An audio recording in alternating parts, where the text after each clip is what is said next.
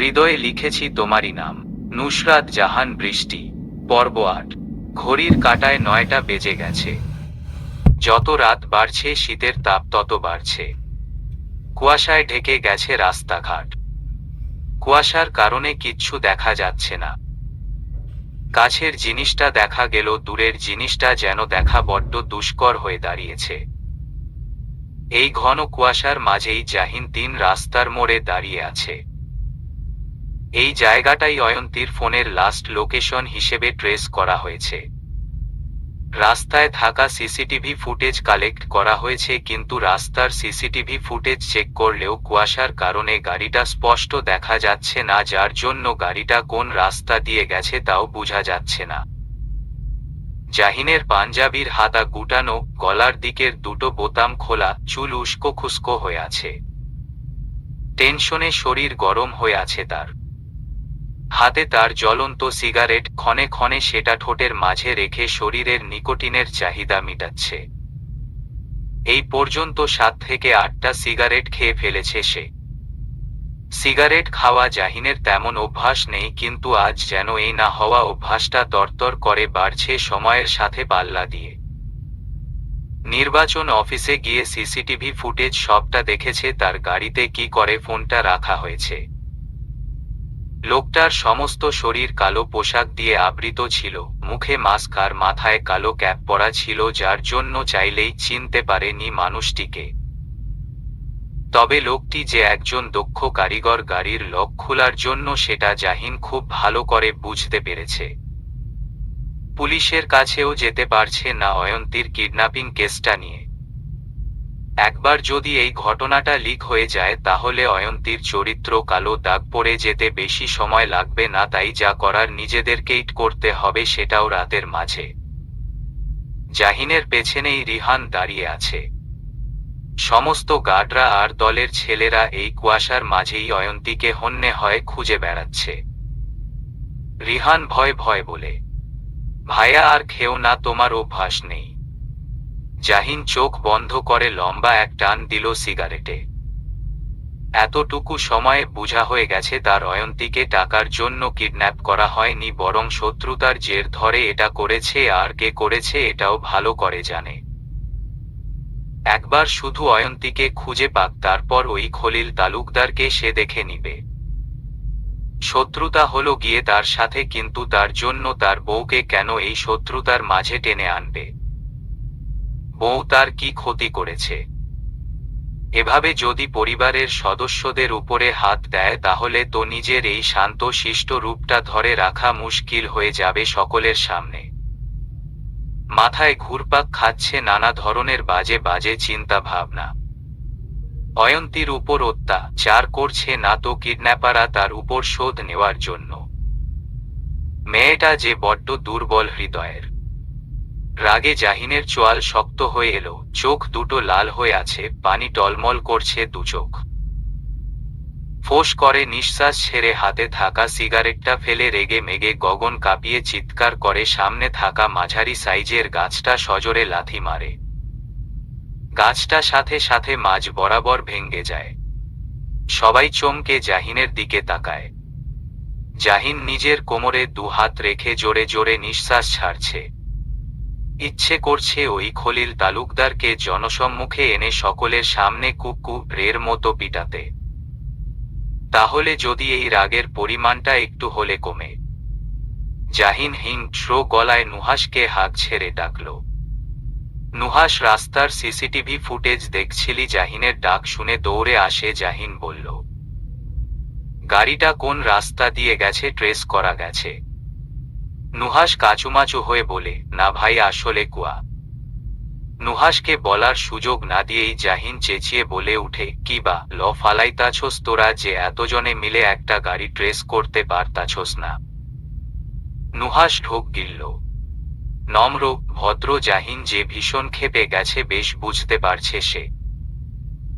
এই মুহূর্ত কিডন্যাপারদের মাঝে কাউকে যদি হাতের কাছে পায় জাহিন, তার সাথে কি যে হবে সেটা একমাত্র উপরওয়ালাই জানে। নুহাস পুনরায় কিছু বলতে যাবে তখনই একজন গার্ড হাঁপাতে হাঁপাতে এসে বলে, স্যার, গাড়িটা ট্রেস করা গেছে। জাহিন কিছু বলার আগেই নুহাশ বলল, কোথায়? দিরামগঞ্জের কাল্পনিক নাম, আশেপাশে গাড়িটা দেখা গেছে। আর নয়তো দিরামগঞ্জ পেরিয়ে অন্য শহরেও ঢুকতে পারে, যেহেতু ওখানে সিসি ক্যামেরা লাগানো নেই তাই বলা যাচ্ছে না এক্স্যাক্টলি গাড়ির কোথায় গিয়ে থেমেছে। জাহিন আনমনে আওড়াল, দিরামগঞ্জ। কথাটা বলে জাহিন নিজের ফোন বের করল। কল লিস্টে গিয়ে একটা নাম্বার বের করে ফোন করল। 2 বার রিং হতেই জাহিন ভারী কণ্ঠে বলল, আমি বলছি। ফোনের অপর প্রান্ত থেকে কি বলল শোনা গেল না। জাহিন পুনরায় বলা শুরু করল, তোর শহরে একটা কালো রঙের গাড়ি ঢুকেছে, হয়তো বা সেই গাড়িতে থাকা লোকজন একটি মেয়েকে কিডন্যাপ করেছে। শহরের যেই প্রান্তে থাকুক না কেন ওরা ওদের খোঁজ আমার চাই, বুঝতে পেরেছিস? আর ছেলেগুলাকে অক্ষত রাখবি, ওদেরকে আমি পরে দেখে নিব। বলেই ফোন কেটে দিয়ে গার্ডকে উদ্দেশ্য করে বলে, ওই রাস্তা দিয়ে যতগুলা রাস্তা মিলিত হয়েছে সব জায়গাগুলাতে লোক পাঠাও। পুরো জায়গা তন্ন তন্ন করে খুঁজবে, একটা জায়গাও যেন বাদ না পড়ে। গার্ড চলে যায় জাহিনের কথা শুনে। জাহিন গাড়িতে উঠে বসে নুহাশকে বলল, গাড়ি স্টার্ট দে। প্রত্যেকটা গাড়ি পুনরায় চলতে শুরু করলো এই ঘন কুয়াশার মাঝেই। জাহিন ফোন বের করে অয়ন্তীর নাম্বার কল করল না, ফোন সুইচ অফ বলছে। একবার শুধু ওই ছেলেগুলাকে হাতের কাছে পাক, তারপর যে হাত দিয়ে অয়ন্তীর ফোন সুইচ অফ করেছে সেই হাত দিয়ে যেন আর জীবনেও ফোন বন্ধ না করতে পারে, সেই ব্যবস্থা জাহিন নিজ হাতে করবে। 3 জন পুরুষ গোল হয়ে বসে রয়েছে। তাদের মাঝে দাউ দাউ করে আগুন জ্বলছে। 3 জনের হাতেই মদের বোতল। একজন পুরুষ বলে উঠে, ওই জননেতা জাহিন আমাদের খুঁজে বের করে ফেলবে না তো? আরে না, যদিও সিসি ক্যামেরাতে ধরা পড়ি তাহলে কুয়াশার কারণে বুঝতে পারবে না গাড়ি কোন দিকে গেছে। 2টো এলাকা পেরিয়ে এখানে এসেছি, এত সহজ না ধরা। এখানে আস্তে আস্তে গাড়ির তেল ফুরিয়ে যাবে ওই ব্যাটার। আলম চিন্তিত হয়ে বলল, কিন্তু ভাই মেয়েটা এখনো উঠে না কেন, মরে টরে গেল নাকি? মানিক চেঁচিয়ে বলল, ওই পিন্টুর বাচ্চা, তুই কি ক্লোরোফর্মের ডোজটা বেশি দিয়ে ফেলেছিস নাকি? পিন্টু ভয়ে ভয়ে বলল, না না, এত বেশি দেইনি আমি। তাহলে উঠে না কেন? আলম এক ঢোক মদ খেয়ে আশালীন ভঙ্গিতে বলে উঠে, ভাই মা লটা কিন্তু দেখতে হেব্বি তসতসে, যদি একটু টেস্ট করতে পারতাম তাহলে শরীর মন দুটোই চাঙ্গা হয়ে যেত। মানিক আলমকে লাথি মেরে বলে, শালা মাইন্ড ঠিক কর। বসো বলেছে, মেয়েটার গায়ে যেন একটুও আঁচড় না লাগে। আর তুই মনে মনে এসব চিন্তা করে বসে আছোস? যা, খাবারের কিছু কিনে নিয়ে আয়, আর কতক্ষণ বসে বসে এই মদ গিলব? আমি পারবো না। তোরা যা, আমি আছি এখানে। তোকে রেখে যাই এখানে, আর মেয়েটির সাথে তুই উল্টাপাল্টা কিছু করে বসিস?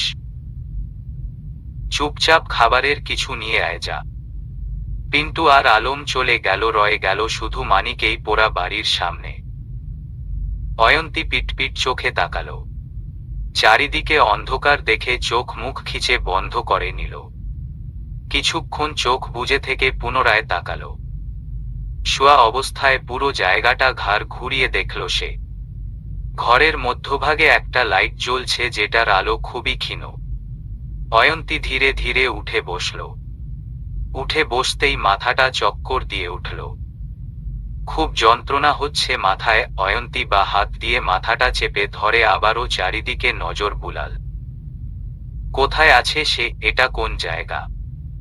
কেমন জানি গা ঝমঝমে পরিবেশ। নিজের গা থেকে একটা বাজে গন্ধ আসছে। অয়ন্তীর গা গুলিয়ে আসছে এই গন্ধে। মনে হচ্ছে ভেতরের সব কিছু বেরিয়ে যাবে এক্ষুনি। অয়ন্তী সাথে সাথে গায়ের উপরে থাকা চাদরটা সরিয়ে ফেলে। এই চাদর থেকেই মোবিল আর মদের তীব্র গন্ধ আসছে। অয়ন্তীর চোখে এই ক্ষীণ আলস্য আসতেই চারদিকের সব কিছু সে অল্প অল্প দেখতে পারছে। বিকাল দিকের সব কিছু মনে পড়তেই অয়ন্তী উঠে দাঁড়ায়।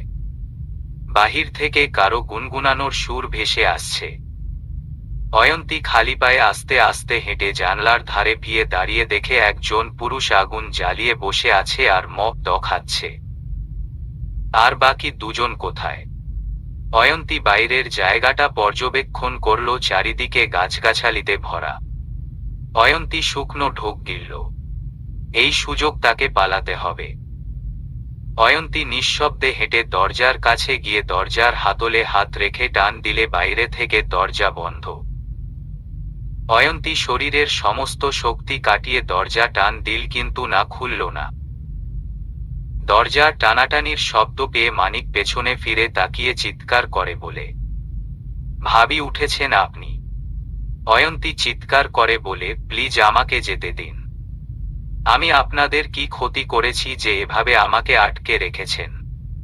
ভাবি চুপচাপ বসে থাকেন। নিশ্চয়ই খুব খিদা পাইছে আপনের। সমস্যা নাই, খাবার আনতে গেছে, একটু পরে নিয়ে আসবে। আমার খিদে নেই। আপনি দয়া করে দরজা খুলে দিন। মাপ করবেন, পারবো না এটা করতে। অয়ন্তী আহাজারিতে মানিকের মন গলল না। অয়ন্তী হাঁপাতে শুরু করল। শরীর নিস্তেজ হয়ে আসছে তার। জোরে জোরে শ্বাস ফেলতে ফেলতে অয়ন্তী পিছিয়ে যায়। পিঠ গিয়ে ঠেকে দেয়ালের সাথে। অয়ন্তী দেয়ালে পিঠ ঠেকিয়ে বসে চোখ বন্ধ করে দুর্বল গলায় বলল, কোথায় আপনি নেতা মশাই, কোথায় আছেন?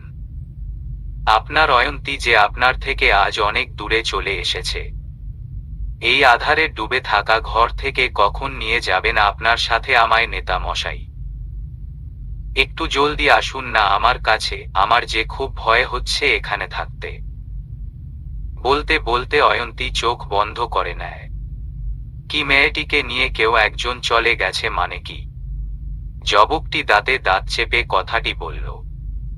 ফোনের ওপর প্রান্ত থেকে আলম বলল, হ্যাঁ বসো, আমরা খাবার আনতে গিয়েছিলাম, কিন্তু ফিরে এসে দেখি মানিককে মেয়েটিকে কেউ একজন নিয়ে চলে গেছে।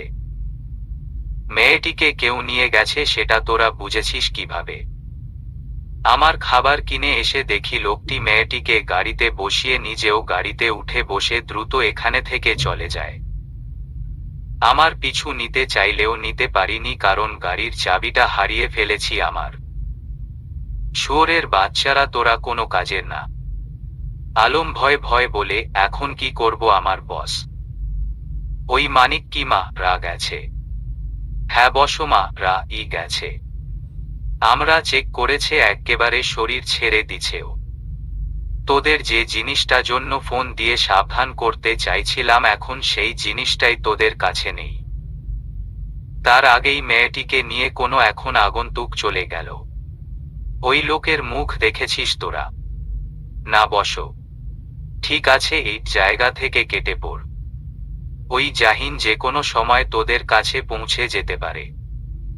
কথাটা বলে কল কেটে দিয়ে যুবকটি মনে মনে ভাবে, যেহেতু অয়ন্তীকে কেউ নিয়ে গেছে, তার মানে ওইটা জাহিনের শত্রুর মধ্যে কেউ হবে। বন্ধু হলে ফোন করে নিশ্চয়ই বলতো বউ কোথায় আছে তার।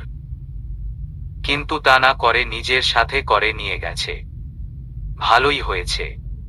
কিন্তু জাহিনের এই শত্রুটা আবার কে? এই লোকের আর কত শত শত্রু আছে এই দুনিয়াতে। বন্ধুর থেকে মনে হচ্ছে শত্রু সংখ্যাটাই বেশি জাহিনের। আকস্মিক রাসেলের কাঁধে কেউ হাত দিতেই চমকে উঠে রাসেল পেছনে ফিরে তাকায়। কাইফ অবাক হয়ে বলে, কি হলো, এভাবে চমকে গেলে কেন? না আসলে আমি ভাবছিলাম ভাবি কোথায় থাকতে পারে। এত খোঁজার পরেও ভাবিকে কেন পাচ্ছি না। আর এমন নিরিবিলি জায়গাতে কেউ কাঁধে এভাবে হাত রাখলে চমকে ওঠা স্বাভাবিক নয় কি? কাইফ একটা ভ্রু উঁচু করে বলল, ও ঠিক আছে, চলো এখানে থেকে। এখানে আর লাভ নেই, অন্য জায়গাতে গিয়ে খুঁজতে হবে ভাবিকে। রাসেল হন্ততন্ত হয়ে চলে গেল। মনে হচ্ছে যেন কাইফের কাছে থেকে সে কিছু একটা লুকানোর চেষ্টা করল। কাইফও তপ্ত নিঃশ্বাস ছেড়ে রাসেলের পেছনে পেছনে যেতে শুরু করল। দিরামগঞ্জে যেই লোকদের জাহিন অয়ন্তীকে খোঁজার কাজে লাগিয়েছিল, তাদের থেকে খবর এসেছে তাদের এলাকায় কোনো কালো গাড়ি ঢুকেনি। তার মানে কিডন্যাপাররা দিরামগঞ্জ যায়নি। জাহিনের গাড়ি দিরামগঞ্জের পশ্চিম দিকের রাস্তা দিয়ে যাচ্ছে। দুটো এলাকা তন্ন তন্ন করে খোঁজা হয়েছে, কিন্তু অয়ন্তী কিংবা কিডন্যাপারদের কারো কোনো কোন চিহ্ন পায়নি। রইল আর একটা এলাকা, সেখানে গার্ডরা গিয়েছে, কিন্তু কোনো খবর আসছে না এখনো। জাহিন ড্রাইভিং সিটের পাশের সিটে বসে রয়েছে, কপালে হাতে রেখে চোয়াল শক্ত করে রেখেছে। পুরো শহর জ্বালিয়ে দিতে ইচ্ছে করছে তার। মেয়েটাকে নিয়ে কোথায় চলে গেছে যে এত খোঁজাখুঁজির পরও সে পাচ্ছে না। ধৈর্যের বাঁধ ভেঙে যাচ্ছে তার। নুহাশ আর চোখ জাহিনের দিকে তাকালো। কি যে হবে তার এই কল্পনা করছে সে। সকালের মধ্যে যদি অয়ন্তীকে খুঁজে না পায়, তাহলে এই শহরের বুকে একটা ঝড় বয়ে যাবে নির্বাচনের আগেই। নুহাশ ঢোক গিলে ড্রাইভ করাতে মনোযোগ দিল। এর মাঝে জাহিনের ফোন বেজে উঠে। পকেট থেকে ফোন বের করে দেখে রিহান কল করেছে। ওপাশ থেকে রিহানের কথা শুনে সাথে সাথে নুহাশকে বলল, এক্ষুনি গাড়ি থামা। নুহাশ হতবাক হয়ে বলে, কিন্তু কেন ভাই? যেটা বলছি সেটা কর। নুহাশ গাড়ি থামল। জাহিন গাড়ি থেকে নেমে ঘুরে গিয়ে ড্রাইভিং সিটের দরজা খুলে বলে, গাড়ি থেকে নাম আর ওখানে গিয়ে বসো। নুহাশ নির্বাক হয়ে নামল গাড়ি থেকে। জাহিন গাড়িতে উঠতে উঠতে বলে, তুই কি বসবি নাকি তোকে এখানে রেখে চলে যাব? নুহাশ দ্রুত পায়ে গিয়ে গাড়িতে উঠে বসে। জাহিন হাই স্পিডে গাড়ি চালাতে শুরু করল। নুহাশ সিট বেল্ট লাগানোর সময়টুকু পায়নি, তার আগে জাহিন গাড়ি স্টার্ট করে বসে। নুহাশ ব্যস্ত হাতে নিজের সিট বেল্ট লাগালো। আধ ঘন্টার রাস্তা জাহিন 12 মিনিটে পার করল। রিহানের বলা স্থানে এসে জাহিন জোরে গাড়ি ব্রেক করল। গাড়ির ফ্রন্ট থেকে রিভ লবার বের করে জাহিন গাড়ি থেকে নামল। নুহাশ এক পল জাহিনের দিকে তাকিয়ে রইল। পরক্ষণে গাড়ি থেকে নেমে জাহিনের পেছনে পেছনে দৌড়ে যায়। জাহিনকে দেখার সাথে সাথে রিহান দৌড়ে এসে বলে, ভাইয়া ভাবি নেই এখানে। জাহিন অবাক হয়ে রিহানের দিকে তাকায়। প্রশ্ন করল, ছেলেগুলা কোথায়? একজনকে পেয়েছি। গাড়ির হেডলাইটের আলোতে জায়গাটা আলোকিত হয়ে আছে। জাহিন গার্ডদের পেরিয়ে ছেলেটার সামনে এসে দাঁড়ায়। জাহিন হাঁটু ভেঙে বসে ছেলেটার মুখোমুখি হয়ে ঠান্ডা গলায় বলে, অয়ন্তী কোথায়? কোনো কথা বলল না ছেলেটা। জাহিনের রাগ মাথায় চড়ে যাচ্ছে। বা হাত দিয়ে ছেলেটার মুখ শক্ত করে চেপে ধরে চিবিয়ে বলে, কথা বলছিস না কেন? কথা বলার জন্য কি অন্য পন্থা অবলম্বন করতে হবে নাকি? মানিকের শরীর ভেঙে আসছে।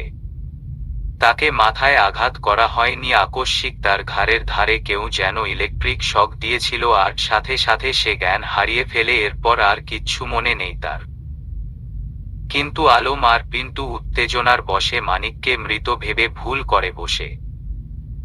জাহিন এদিক ওদিক তাকিয়ে কিছু একটা খুঁজে। নজর বোতল ভর্তি মদের উপরে পড়তেই একটা বোতলের ক্যাপ খুলে মানিকের মুখে জোর করে ভরে দেয়। মানিকের শ্বাস বন্ধ হয়ে আসছে, চোখ দুটো কোটর থেকে বেরিয়ে আসার উপক্রম, যেন হাত বাঁধা থাকার কারণে চাইলেও জাহিনকে সরিয়ে দিতে পারছে না। সবাই নির্বিকার ভঙ্গিতে তাকিয়ে জাহিনের হিংস্র রূপটা দেখছে। জাহিনের এমন রূপ তারা আগে কখন দেখেনি, এটাই প্রথম। জাহিন অর্ধেকের বেশি মদ মানিককে জোর করে খাইয়ে দিয়ে মদের বোতলটা ছুঁড়ে ফেলে দিয়ে বলে, নে এবার বল অয়ন্তী কোথায়? কোথায় সরিয়ে ফেলেছিস অয়ন্তীকে? মানিক কাশতে শুরু করল। মনে হচ্ছে যেন মৃত্যুর দুয়ার থেকে সে এই মুহূর্তে বেঁচে ফিরল। মানিক হাঁপাতে হাঁপাতে বলল, বিশ্বাস করুন আমি জানি না। তুই জানিস না তাহলে কে জানে? আমি সত্য বলছি, আমি কিচ্ছু জানি না। আমার ঘাড়ে হঠাৎ করেই কেউ ইলেকট্রিক শক দেয় আর আমি জ্ঞান হারিয়ে ফেলি। এরপর কি হয়েছে কিচ্ছু জানি না। তোর দলের আর লোক কোথায়? আমি জানি না। ওরা খাবার আনতে গিয়েছিল। ওদের সাথে কি হয়েছে কিচ্ছু জানি না আমি। জাহিন কণ্ঠে তেজ এনে বলল, জানিস না? ঠিক আছে বলতে হবে না তোকে এই মুহূর্তে, তবে তোর মুখ থেকে আমি সব কথা বের করে ছাড়। জাহিন মানিককে ছেড়ে দিয়ে উঠে দাঁড়িয়ে সোজা পোড়া বাড়িটার ভেতরে ঢুকে। ঘরের এক কোণে দুটো লাল গোলাপ পড়ে রয়েছে অযত্নে। জাহিন বুঝতে পারল ফুল দুটো অয়ন্তীর খোপায় গুজে দেওয়া সেই ফুলগুলা। জাহিন ধীর পায়ে এগিয়ে গিয়ে নেতিয়ে যাওয়া ফুলগুলা হাতে তুলে নেয়। আর একটু আগে যদি সে এসে পৌঁছে যেতে তাহলে হয়তো অয়ন্তীকে পেয়ে যেত। এত কাছে এসেও অয়ন্তীকে সে হারিয়ে ফেলল পুনরায়। কিন্তু এবার কে অয়ন্তীকে এখান থেকে নিয়ে গেল? এই নতুন শত্রুটা আবার কে? মানিকের কথা শুনে মনে হলো সে সত্য কথা বলছে। মাথা কাজ করছে না তার, ঘটনাটা যেন জটিলতায় পরিণত হচ্ছে। এখন কোন পথে যাবে সে? আগে তাও সিসিটিভি ফুটেজ দেখে গাড়িটা চিহ্নিত করতে পেরেছিল, এবার কি করবে? এর মাঝে জাহিনের ফোন বেজে ওঠে। পকেট থেকে ফোন বের করে দেখে সিম কোম্পানির অফিস থেকে কল এসেছে। জাহিনের রাগে চোয়াল শক্ত হয়ে এলো। আজ এই ফোনটার জন্য সমস্ত কিছু হয়েছে। প্রচণ্ড রেগে চিৎকার করে ফোনটা আছাড় মারল ফ্লোরে। মুহূর্তের মাঝে চূর্ণ বিচূর্ণ হয়ে গেল ফোনটা। জাহিনের চিৎকার আর কিছু ভাঙ্গার শব্দ শুনে নুহাশ আর রিহান ভেতরে ঢুকে এসব দেখেও কিছু বলল না। কি বলবে তারা? কিছু বলার নেই তাদের। জাহিন হুঙ্কার ছেড়ে বলল, ওই খলিল তালুকদারকে ছাড়ব না আজকে। আমি ওর লাশ ফেলবো আজকে, তারপর জংলি কুকুরের খাদ্য বানাবো। কথাটা বলে জাহিন বেরিয়ে পড়ে। নুহাশ আর রিহান একে অন্যের মুখের দিকে তাকিয়ে দৌড়ে বেরিয়ে জাহিনকে আটকিয়ে রিহান বলে, ভাইয়া তুমি আমার কথাটা শুনো, মাথাটা একটু ঠান্ডা করো। জাহিন দাঁতে দাঁত চেপে বলে, আমার সামনে থেকে সর রিহান, না হলে উল্টাপাল্টা কিছু করে ফেলবো আমি। নুহাশ বলল, ভাই আর দিন পর নির্বাচন, এখন যদি তুমি ওই খলিল তালুকদারের বাড়িতে গিয়ে হামলা করো, বুঝতে পারছো ঘটনা কোন দিক মোড় নিবে? জাহিন চিৎকার করে বলে উঠে, আমার বউকে কিডন্যাপ করা হয়েছে নুহাশ। এখন আমাকে ওই নির্বাচন নিয়ে ভাবতে বলছিস তুই? ঠিক আছে ভেবো না, কিন্তু এটা ভেবে দেখো খলিল তালুকদারের বাড়িতে গিয়ে এভাবে হামলা করলে তোমার নামে পুলিশ কেস হতে পারে। পরে কি করে তুমি ভাবি খুঁজে বের করবে। একটু ঠান্ডা হও তুমি, সব ঠিক হয়ে যাবে। জাহিন নুহাশের কথা শুনে হাঁটু ভেঙ্গে মাটিতে ধপ করে বসে পড়ে। নিজেকে বড্ড অসহায় লাগছে, ঠিক যেমন 5 বছর আগে লেগেছিল তেমনটা। এটার জন্য সে নিজের জীবনে কাউকে আনতে চায়নি, কিন্তু ভাগ্যের ফেরে তার জীবনে একজন মানুষ এসেছিল। সেই মানুষটা আজ তার থেকে দূরে। কতটা দূরে আছে মানুষটা? অজান্তেই জাহিনের দু চোখ দিয়ে গড়িয়ে পড়ে 2 ফোঁটা নোনা জল। সবাই বিস্মিত নজরে তাকিয়ে আছে জাহিনের দিকে। জাহিনকে এভাবে ভেঙ্গে পড়তে দেখে সকলের বড্ড কষ্ট হচ্ছে, কিন্তু সকলে ভিড়ে একজনের ঠোঁটের কোণে ফুটে আছে পৈশাচিক হাসি, যেই হাসিটা সবার অগোচরে রয়ে গেছে। অয়ন্তী চোখ বন্ধ করে মাথাটা হেলিয়ে রেখেছে সিটের উপরে। চেহারা শুকিয়ে গেছে তার এই কয়েক ঘন্টায়। চোখের নিচে কাল দাগ পড়ে গেছে। তার পাশেই ড্রাইভিং সিটে একজন যুবক বসে রয়েছে আর এক দৃষ্টিতে তার দিকে তাকিয়ে আছে। এই দৃষ্টিতে নেই কোনো কামুকতা, আছে শুধু এক আকাশ সমান ভালোবাসা। যে ভালোবাসা একজন পুরুষ সযত্নে তুলে রাখে মনের মাঝে তার একান্ত নারীটির জন্য। যুবকটি হাত বাড়িয়ে অয়ন্তীর এলোমেলা চুলগুলা কানের সাইডে গুজে দিয়ে মোলায়েম গলায় বলে, কেউ তোমার কোনো ক্ষতি করতে পারবে না অয়ন্তী, কেউ না। সবসময় তোমার সামনে আমি ঢাল হয়ে দাঁড়াবো। অয়ন্তী ধীরে ধীরে চোখ মেলে তাকায়।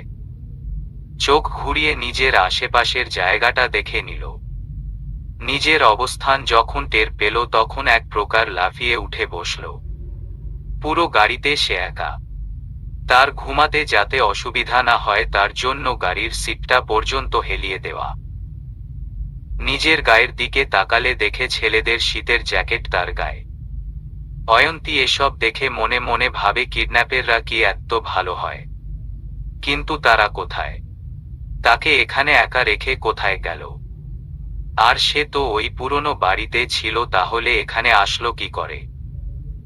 কিডন্যাপেররা কি তাকে অন্য কোথাও নিয়ে যাচ্ছে? অয়ন্তী আঁতকে উঠে। এই সুযোগ তাকে পালাতে হবে এই কিডন্যাপারদের হাত থেকে। অয়ন্তী গাড়ির বাইরে তাকায়, দেখতে পায় একটা রেস্টুরেন্ট। নিশ্চয়ই কিডন্যাপাররা খেতে এসেছে এখানে। অয়ন্তী ঢোক গিলে ভয়ে ভয়ে গাড়ির দরজা ধাক্কা দিল, কিন্তু খুলল না। অয়ন্তী যে ভয়টা পেয়েছিল সেটাই হলো, গাড়ি লক করে দিয়ে গেছে। অয়ন্তী পুনরায় জোর কাটিয়ে ধাক্কা দিল, সাথে সাথে দরজা খুলে যায়। অয়ন্তীর অধর কোণে ফুটে উঠে বিশ্ব জয় করার হাসি। কিন্তু ভয় লাগছে খুব। পরক্ষণে অয়ন্তী নিজের মনকে শক্ত করল, এই ভয়কেই জয় করতে হবে তাকে আজ। নিশ্চয়ই জাহিন তাকে না পেয়ে পাগলের মতো খুঁজে বেড়াচ্ছে এদিক ওদিক। জাহিনের কাছ তাকে পৌঁছাতে হবে যে করেই হোক। অয়ন্তী নিজেকে তটস্থ করে গাড়ি থেকে খালি পায়ে ধীরে ধীরে নামে সে। গাড়ি থেকে নামতেই দমকা এক শীতল হাওয়া এসে তার গায়ে বাড়ি খায়। অয়ন্তীর সারা শরীর মুহূর্তের মাঝে শীতল হয়ে যায়। খালি পায়ে আর উষ্ণ কাপড় ছাড়া বাইরে থাকলে সে ঠান্ডায় জমে যাবে, সেটা সে নিশ্চিত। অয়ন্তী কোনো উপায় না পেয়ে পুনরায় জ্যাকেটটা নিজের গায়ে জড়িয়ে নেয়। জ্যাকেট থেকে সুন্দর একটা মিষ্টি ঘ্রাণ এসে বাড়ি গায়ে অয়ন্তীর নাকে। এত সুন্দর ঘ্রাণ মিশে থাকে কিডন্যাপারদের পোশাকে বুঝি? অয়ন্তী তো ভেবেছিল সিগারেট আর মদের বিচ্ছিরি গন্ধ থাকবে। অয়ন্তী এসব উদ্ভট চিন্তা ভাবনা বাদ দিয়ে দু চোখ যেদিকেই যায় সেদিকেই খালি পায়ে দৌড়াতে শুরু করল। খালি পায়ে দৌড়াতে দৌড়াতে অনেকটা রাস্তা অতিক্রম করে ফেলেছে সে, কিন্তু আর এগুতে পারছে না। পায়ের পাতা বরফের ন্যায় জমে গেছে, ভেঙে আসছে শরীর। ইচ্ছে করছে এই রাস্তার মাঝেই শুয়ে পড়তে। অয়ন্তী রুদ্ধশ্বাস ফেলে চারপাশে নজর বুলাল। সম্পূর্ণ খালি রাস্তা, মাঝে মাঝে হাতে গোনা কয়েকটা হলদর রঙের ট্রাক যাচ্ছে। শীতের কারণে দোকানপাট সব বন্ধ করে দোকানদাররা চলে গেছে। অয়ন্তীর নজর পড়ে অদূরে একটা দোকান খোলা আছে, তার লাইট এসে পড়ছে রাস্তায়। তাকে সেখানেই সাহায্য চাইতে হবে। অয়ন্তী খালি পায়ে আবারও দৌড়াতে শুরু করল, কিন্তু মন হচ্ছে যেন সে খুব ধীর গতিতে চলছে। অয়ন্তী হাঁপাতে হাঁপাতে এসে দোকানটার সামনে দাঁড়ালো। সম্পূর্ণ দোকান খালি, কয়েকটা চেয়ার টেবিল রাখা আছে, কেউ নেই, কিন্তু যেহেতু দোকান খোলা তার মানে ভেতরে কেউ না কেউ থাকতে পারে। অয়ন্তী ঢোক গিলে ভাঙ্গা গলায় ডাক দিল, কেউ আছেন? কিছুক্ষণ ডাকাডাকির পর এক মধ্যবয়স্ক এক লোক বেরিয়ে আসলো। অয়ন্তীর লোকটিকে দেখে স্বস্তির নিঃশ্বাস ছাড়ল। লোকটি অয়ন্তীর দিকে কিছুক্ষণ অবাক চোখে তাকিয়ে থেকে বলে, কে তুমি মা? অয়ন্তী হাঁপাতে হাঁপাতে বলল, আমাকে কয়েকজন গুন্ডা তাড়া করেছে, দয়া করে আমাকে একটু সাহায্য করবেন। লোকটি কিছুক্ষণ চুপ থেকে মাথা ঝাঁকাতে ঝাঁকাতে বলল, হ্যাঁ হ্যাঁ, কেন নয়, তুমি ভেতরে এসো মা। অয়ন্তী দোকানের ভেতরে ঢুকল। লোকটি একটি চেয়ারে টেনে বলে, তুমি এখানে বসো। অয়ন্তী চেয়ারে বসল। শরীরের একটুখানিও শক্তি পাচ্ছে না, খুব খিদে পেয়েছে তার। অয়ন্তী ধীর গলায় বলল, এক গ্লাস পানি দিবেন? লোকটি টেবিলের উপরে থাকা জগ থেকে এক গ্লাস পানি দিল। অয়ন্তী এক টানে পানি ভর্তি গ্লাসটা শেষ করে বলে, ফোন আছে আপনার? লোকটি ভরাক্রান্ত গলায় বলল, না মা, আমার কাছে ফোন নেই, তবে আমার ছেলের আছে। তুমি একটু বসো, ও একটু বাইরে গেছে, ও আসলে ওর ফোন দিয়ে তোমার পরিবারকে কল করতে পারবে। আচ্ছা। লোকটি অয়ন্তীকে মাথা থেকে পা পর্যন্ত দেখে বলে, একি তোমার পা তো খালি, দাঁড়াও, তোমাকে এক জোড়া জুতো দিচ্ছি। লোকটি এক জোড়া জুতা এনে দিল। অয়ন্তীও চুপচাপ পায়ে পড়ে নেয়। লোকটি বিনয়ের স্বরে বলল, তোমাকে দেখে মনে হচ্ছে তুমি ক্ষুধার্ত, কিছু খাবে দিব? অয়ন্তী পিটপিট চোখে লোকটির পানে তাকায়। অয়ন্তীর চাউনি দেখে লোকটি আমতা আমতা করে বলে, না মানেটা আমাদের দোকানে তো সবাই খেতে আসে, তাই কম বেশি খাবার বাকি থাকে, তাই বলছিলাম। অয়ন্তী জোরে শ্বাস ফেলে বলে, আচ্ছা। লোকটির চোখ মুখ খুশিতে উজ্জ্বল হয়ে এলো। ঠিক আছে, তুমি বসো, আমি আনছি। লোকটি চলে গেল। অয়ন্তী একা বসে রইল। চোখ দুটো খুব জ্বালা করছে তার। একটু পানির ঝাপটা দেওয়া দরকার। অয়ন্তী দোকানটার আশেপাশে নজর বুলাল। কিছুটা দূরে একটা বেসিন দেখতে পায়। অয়ন্তী উঠে বেসিনের দিকে অগ্রসর হয়। দোকানের লোকটি রান্নাঘরে এসে নিজের পাঞ্জাবির পকেট থেকে ছোট্ট একটা বাটন ফোন বের করে কাউকে কল করল।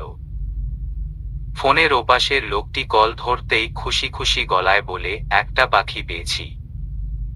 পাখি নিজে থেকে এসেছে আমার দোকানে। ওপর পাশের লোকটি কিছু একটা বলাতে লোকটি বলে উঠল, আরে গুন্ডারা তারা করেছে মেয়েটাকে, তাই আমার এখানে আশ্রয় নিতে এসেছে। পাখিটাকে পানি খাইয়েছি, এবার একটু দানা খাওয়াবো আর দানার সাথে একটু ঘুমের ঔষধ মিশিয়ে দিব, তাহলে পাখিটা ঘুমিয়ে যাবে। আচ্ছা, এখন রাখি, পরে কথা হবে। পাখিটা খাবারের জন্য অপেক্ষায় আছে। লোকটি এক প্লেট খাবার নিয়ে রান্নাঘর থেকে এসে দেখে মেয়েটি নেই। মেয়েটি কোথায় গেল? পালিয়ে গেল। তার কথা কি কোনোভাবে মেয়েটি শুনে ফেলেছে? লোকটি খাবারের প্লেটটা টেবিলের উপর রেখে বাইরে বের হয়। কোন দিকে গেছে মেয়েটি? লোকটি নিজেকে নিজেই চড়াইতে ইচ্ছে করছে। ফোনটা এখন কেন করতে গিয়েছে? একটু পরেই করলে কি হতো? তাহলে তো পাখিটাকে এভাবে হারাতে হয় না। কিন্তু মেয়েটা যদি কাউকে কিছু বলে তাহলে কি হবে? অয়ন্তী হাঁপাতে হাঁপাতে হাঁটু ভেঙে রাস্তার কিনারে বসে পড়ে ডুকরে কেঁদে উঠে। কানের মাঝে এখনো লোকটির বলা কথাগুলা বেজে যাচ্ছে।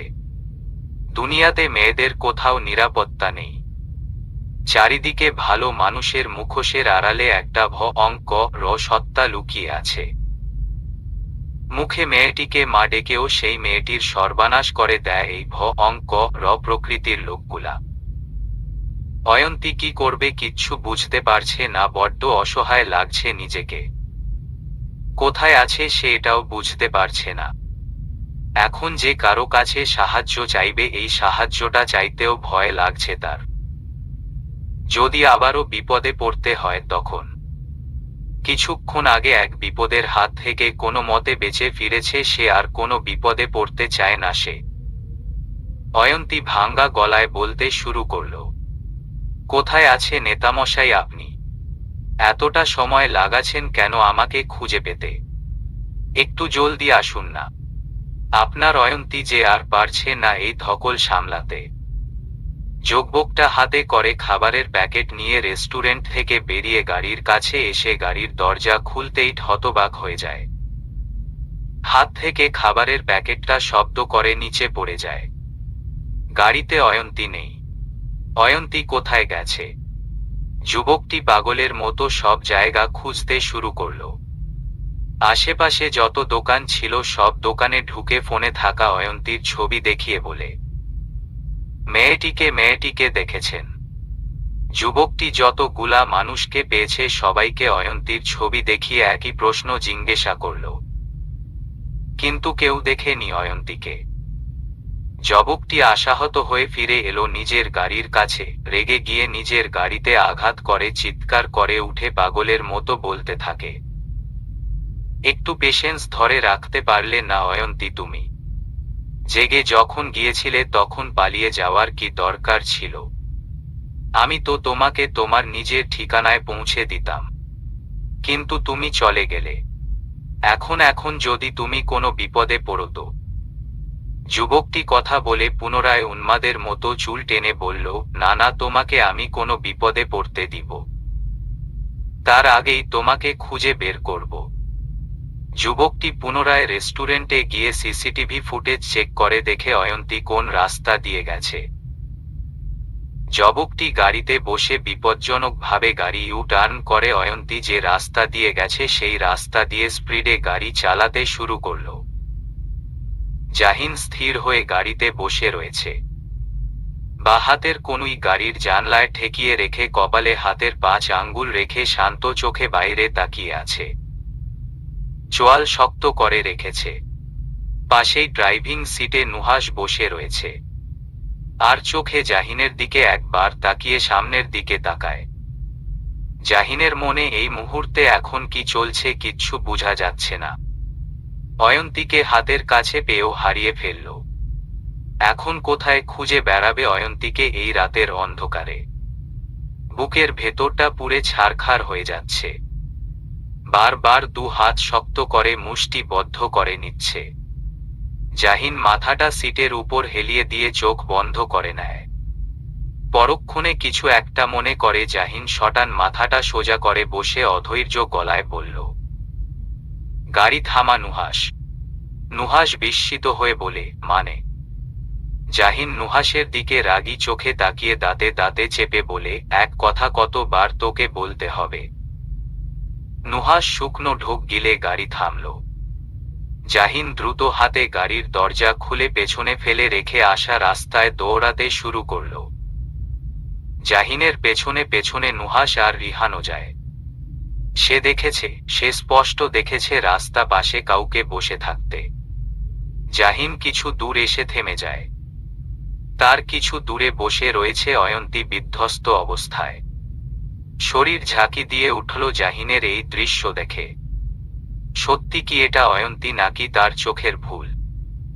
জাহিন ভয় পাচ্ছে, ভীষণ রকমের ভয় পাচ্ছে। এটা যদি তার মনের ভ্রম হয় তাহলে তার চোখের সামনে থেকে অয়ন্তী মিলিয়ে যাবে।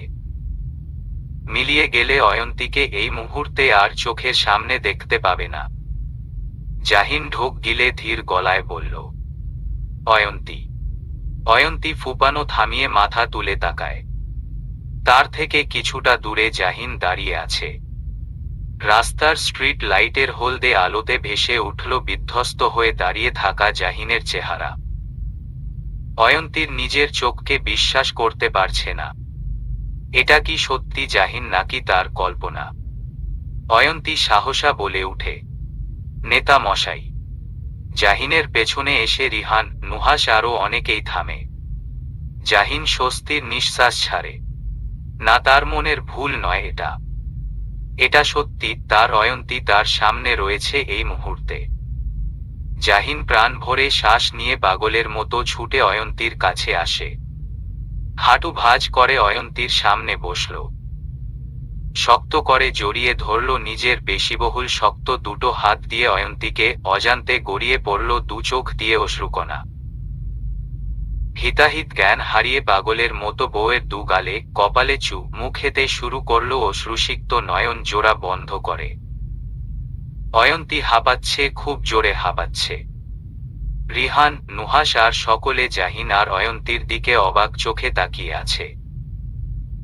জাহিন থামে, নিজের 2 হাত বউয়ের 2 গালে রেখে কপালে কপাল ঠেকিয়ে চোখ বন্ধ করে রইল। জাহিনের চোখের নোনা জল অয়ন্তীর গালে গিয়ে পড়ে। অয়ন্তী চোখ মেলে তাকায়। জাহিন কান্না করছে, তার জন্য কান্না করছে।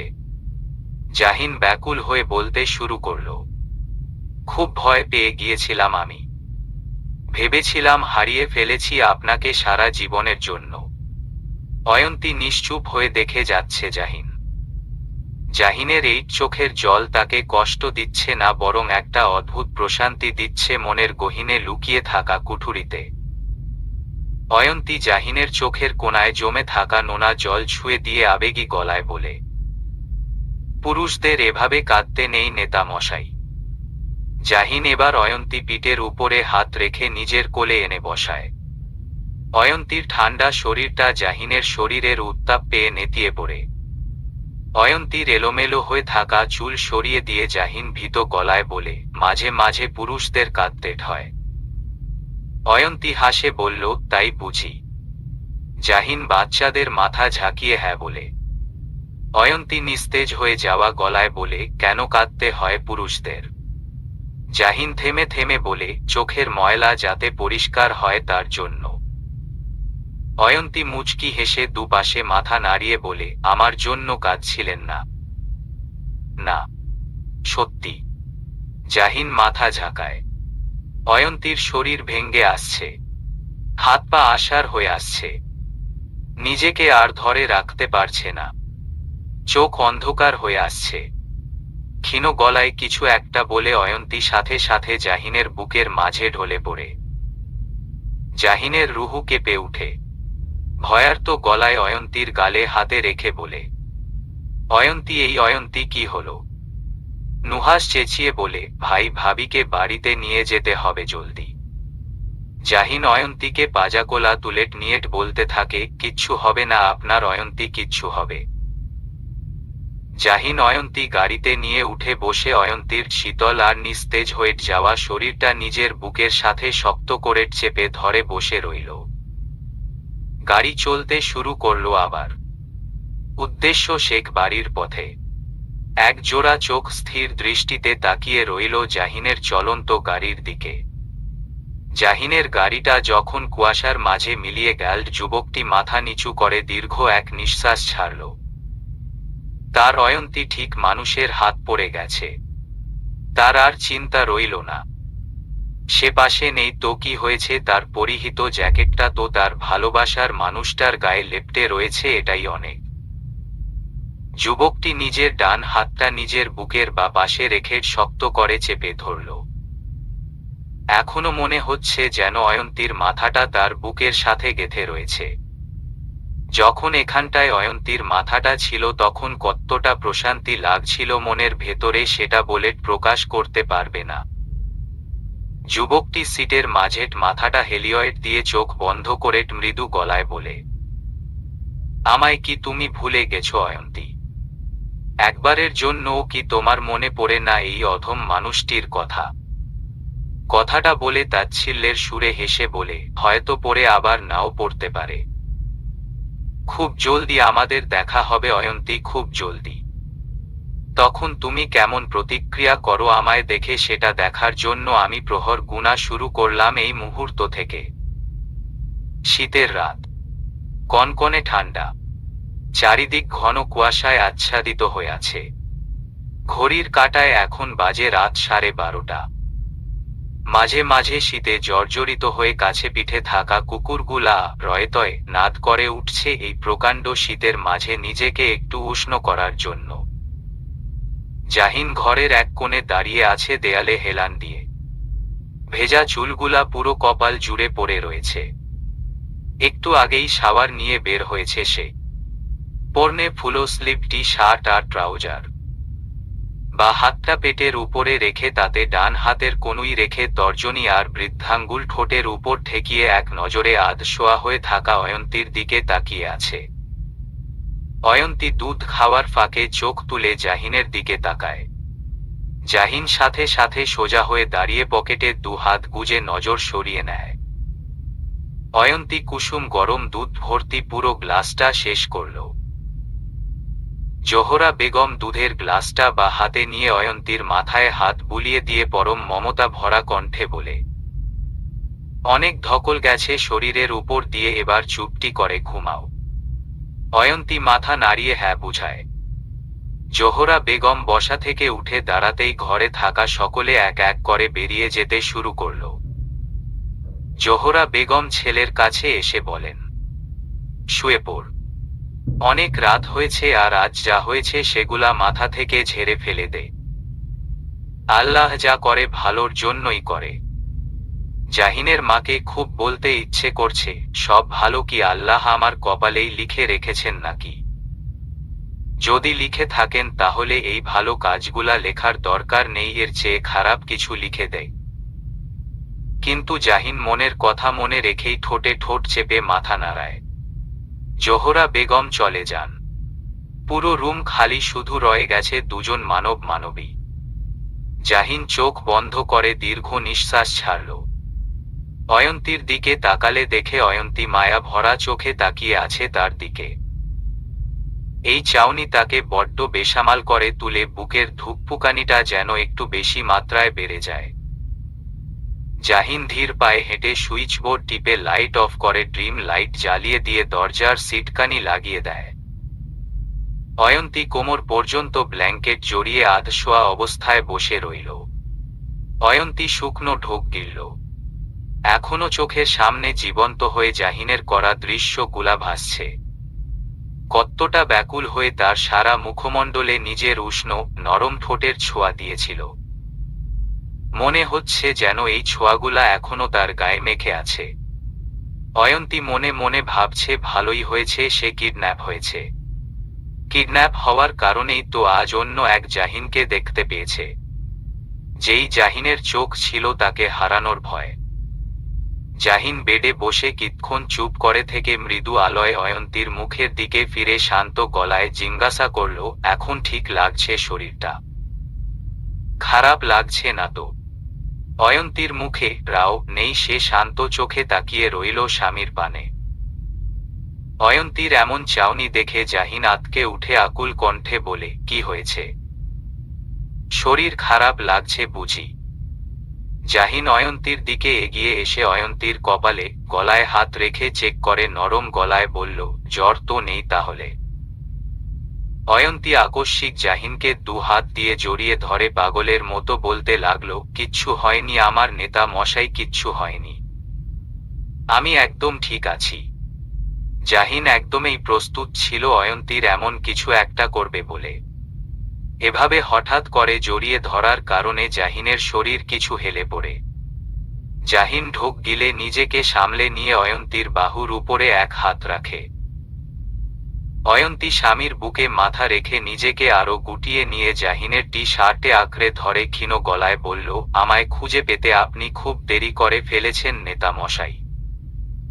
জানেন কতটা অপেক্ষায় ছিলাম আপনার। জাহিন চোখ বন্ধ করে তপ্ত নিঃশ্বাস ছেড়ে দৃঢ় কণ্ঠে বলল, সরি, আর দেরি হবে না, এবার থেকে আরো আগে আপনার কাছে পৌঁছে যাব। কথাটা বলে থেমে গিয়ে আবারও বলে, না, এমনটা আর হতেই দিব না, আর কাউকে ছুতে দিব না আপনাকে।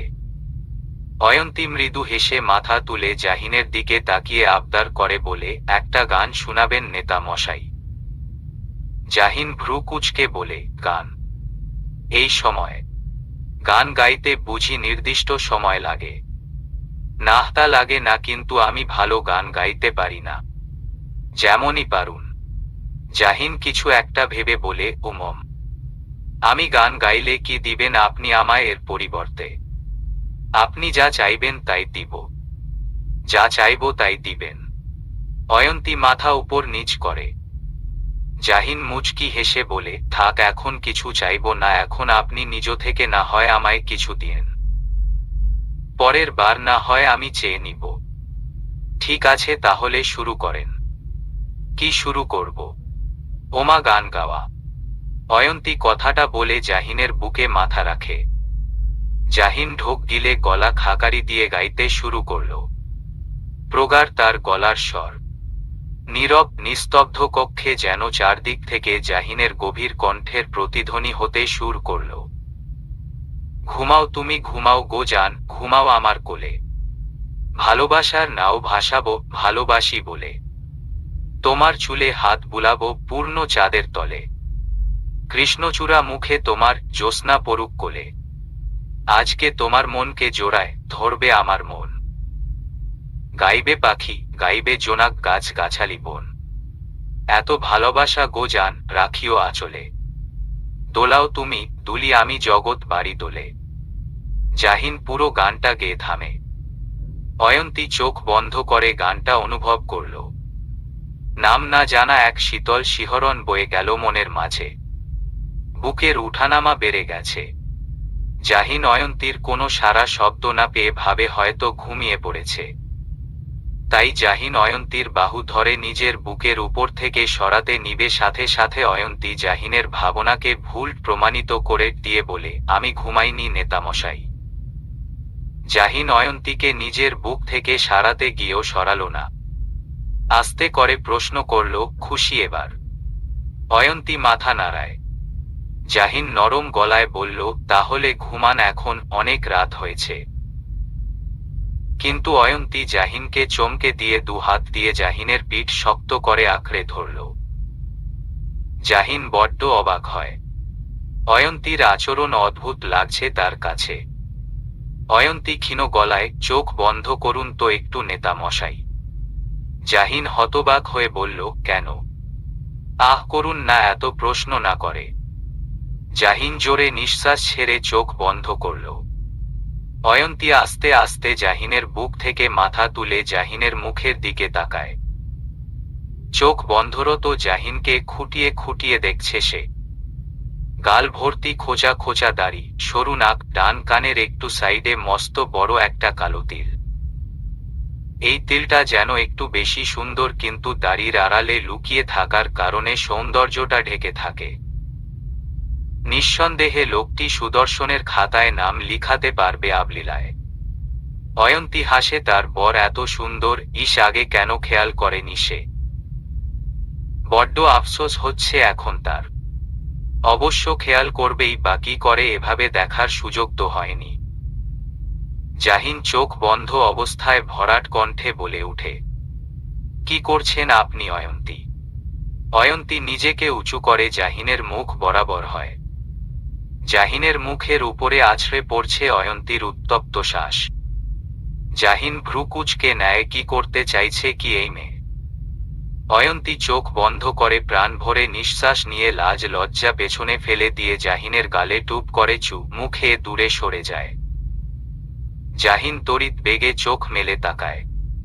এই মুহূর্তে কি করল অয়ন্তী এটা? জাহিন হতবাক হয়ে তাকিয়ে রইল মাথা নিচু করে থাকা অয়ন্তীর দিকে। জাহিন বাম হাতটা নিয়ে যায় অয়ন্তীর চুমু দেওয়ার স্থানে। এদিকে অয়ন্তী এমন একটা কাণ্ড ঘটিয়ে নিজেও অবাকের শেষ চূড়ায় পৌঁছে গেছে। চোখ মুখ খিচে বন্ধ করে রইল। এবার জাহিন কি ভাববে তাকে? ইস! অয়ন্তীর এই কাজের দ্বারা জাহিনের নির্জীব হয়ে থাকে অনুভূতিগুলা যেন তরতর করে সতেজ হয়ে উঠছে। এই বেসালাম অনুভূতিগুলা আর সামলে রাখা পসিবল নয় তার জন্য। এবার অয়ন্তীকেই এই ভার নিতে হবে। সে অপরাধ করেছে, এবার অপরাধের শাস্তিও পেতে হবে তাকে। জাহিনের শীতল হাত দুটো রোবটের ন্যায় অয়ন্তীর উষ্ণ গালে রাখল।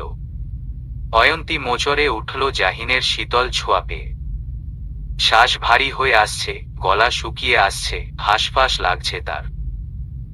জাহিন অয়ন্তীর মুখটা উপরে তুলে এক নজরে তাকিয়ে রইল। অয়ন্তী চোখ বন্ধ করে রেখেছে।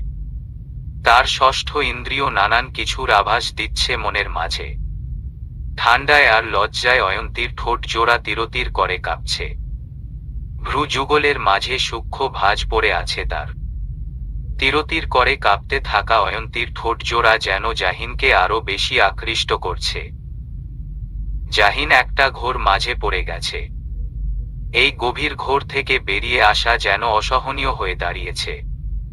জাহিন ঢোক গিলে আবেশে চোখ বন্ধ করে অয়ন্তীর কাঁপতে থাকা ঠোঁটের দিকে অগ্রসর হয়। অয়ন্তীর ঠোঁটের ভাঁজে নিজের ঠোঁট দ্বারা আঁকড়ে ধরল।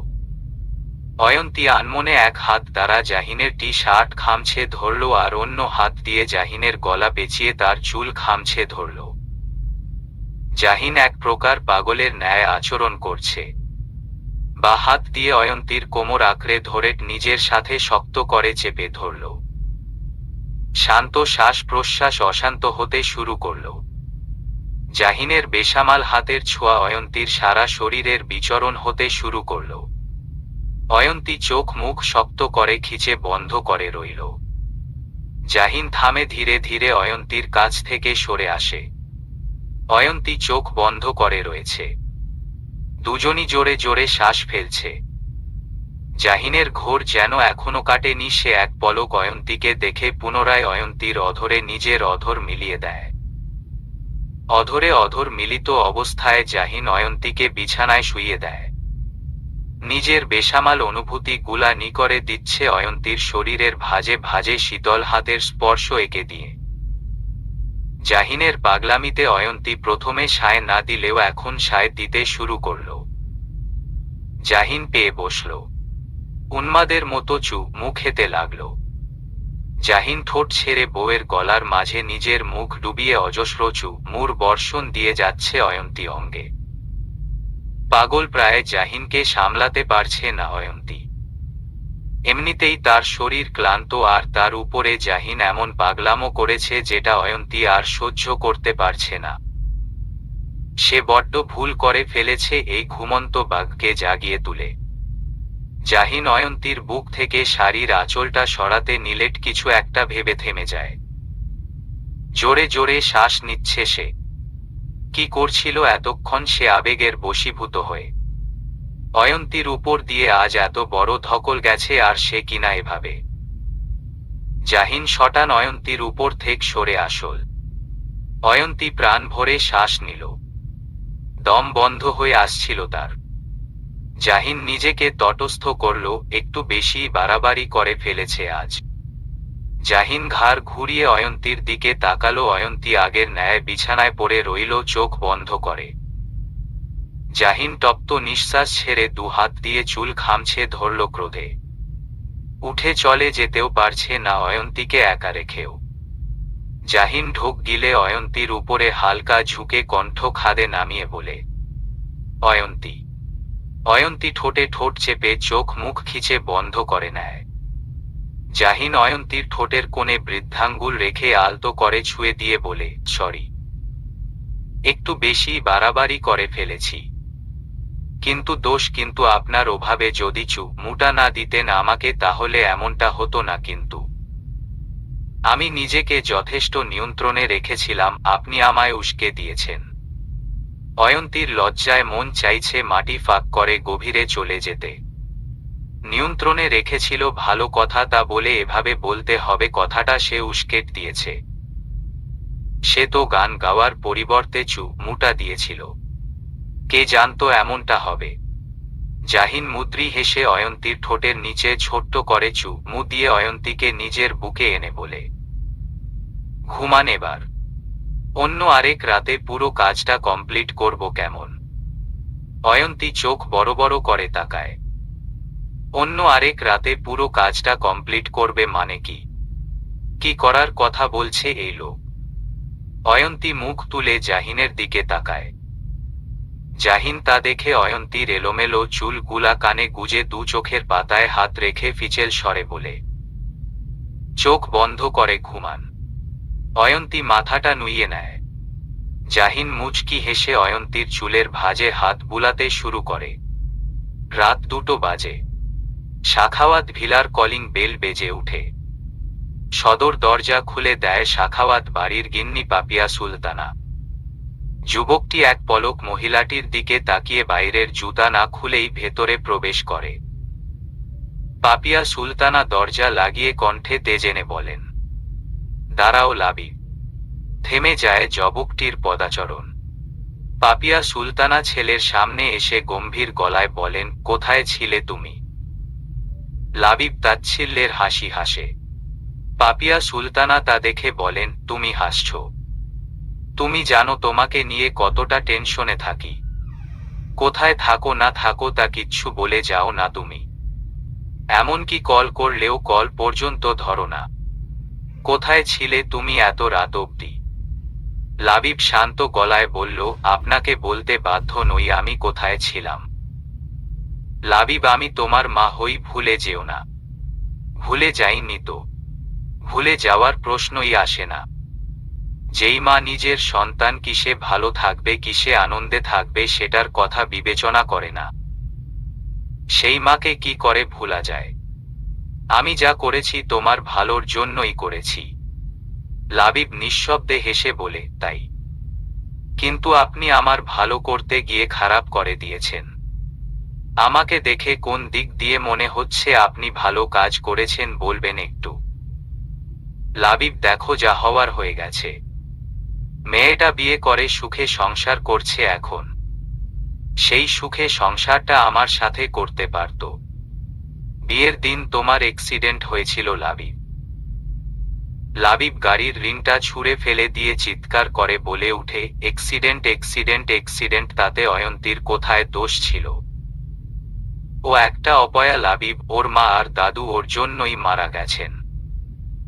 মা হয়ে চাইবো না ওই মেয়েটার জন্য তোমার কোনো ক্ষতি হোক, কিন্তু এখন মনে হচ্ছে অয়ন্তী না, আপনি অপয়া। আপনি আমার জীবনটা তছনছ করে দিয়েছেন। প্রতিনিয়ত আমি এক অসহনীয় যন্ত্রণা ভোগ করি। বেঁচে থেকেও আমি একটা প্রাণহীন বস্তুর মতো আছি। মা ছেলের চিৎকার চেঁচামেচির আওয়াজ শুনে ঘর থেকে বেরিয়ে আসেন সাইম সাখাওয়াত। কি হচ্ছে কি এসব? লাবিব অবলীলায় বলে, আপনার স্ত্রীকে জিজ্ঞাসা করুন। কথাটা বলেই লাবিব সিঁড়ি বেয়ে নিজের ঘরে চলে যায়। সাইম সাখাওয়াত স্ত্রীকে বলেন, সম্পূর্ণ দোষটা তোমার পাপিয়া। তুমি ছেলেটাকে এমন হতে বাধ্য করেছ। আমি ছেলের বিয়ে দিব, দেখো পারো কিনা। কথাটা বলে সাইম সাখাওয়াত চলে যান। পাপিয়া সুলতানা সোফায় বসে পড়েন। সে কি ভুল করে ফেলেছে? না, সে ভুল করেনি, সে যা করেছে ঠিক করেছে। ওই মেয়ে অপয়া না হলে দ্বিতীয় বিয়েতে এত এত নাটকীয়তা হয় কি করে? লাবিব নিজের ঘরে এসে ধপ করে চিত হয়ে বেডে শুয়ে পড়ে। আজ যখন অফিসের কাজ শেষ করে অফিস থেকে বেরিয়েছিল তখন হঠাৎ করেই মাঝ রাস্তায় একটা পরিচিত কণ্ঠের চিৎকার শুনে সে চমকে যায়। পরক্ষণে বুঝতে পারল এই কণ্ঠের মালিকটাকে। তারপরেই শুরু হলো সেই কালো গাড়িটাকে ফলো করা, আর এরপর অয়ন্তীকে উদ্ধার করার কাজে সফল হওয়া। সফল হয়েও অয়ন্তীকে হারিয়ে ফেলে শেষ মুহূর্তে। আচ্ছা, অয়ন্তী এখন কি করছে? নিশ্চয়ই ক্লান্ত হয়ে ঘুমিয়ে পড়েছে। কবে দেখা হবে আবার তাদের? লাবিব শুয়া থেকে উঠে দাঁড়িয়ে কয়েক কদম হেঁটে এগিয়ে যায় বড় একটা পেন্টিং এর সামনে। তার সামনে হাস্যোজ্জ্বল চেহারার অয়ন্তী বসে রয়েছে। এই পেন্টিংটা সে নিজ হাতে এঁকেছে। লাবিব পেন্টিংটার উপরে হাত রেখে বলে, তুমি কি জানো অয়ন্তী, তুমি যখন প্রাণ খোলে হাসো তখন তোমাকে কতটা অপূর্ব লাগে দেখতে। কথাটা বলে কিতক্ষণ থেমে বলে, আচ্ছা, তোমার একবারও আমার কথা মনে পড়ে না? ভুলে গেছো আমাকে, তাই না? সমস্যা নেই, মনে করিয়ে দিব তোমায়, কে ছিলাম আমি। বন্ধ ঘর। ঘরের আসবাবপত্র বলতে তিনটা বড় আলমারি, তা ফাইল দিয়ে ভর্তি, আর বিভিন্ন ধরনের রাজনৈতিক ব্যানার পোস্টার রয়েছে, আর খানেক ক্লাসিকের চেয়ার রাখা। তার মাঝে কাঠের শক্ত চেয়ারের সাথে হাত পা বাঁধা অবস্থা বসে আছে মানিক। মুখে মাস্কিং টেপ মারা। মানিকের থেকে কিছুটা দূরে রাসেল আর মাসুম দাঁড়িয়ে আছে।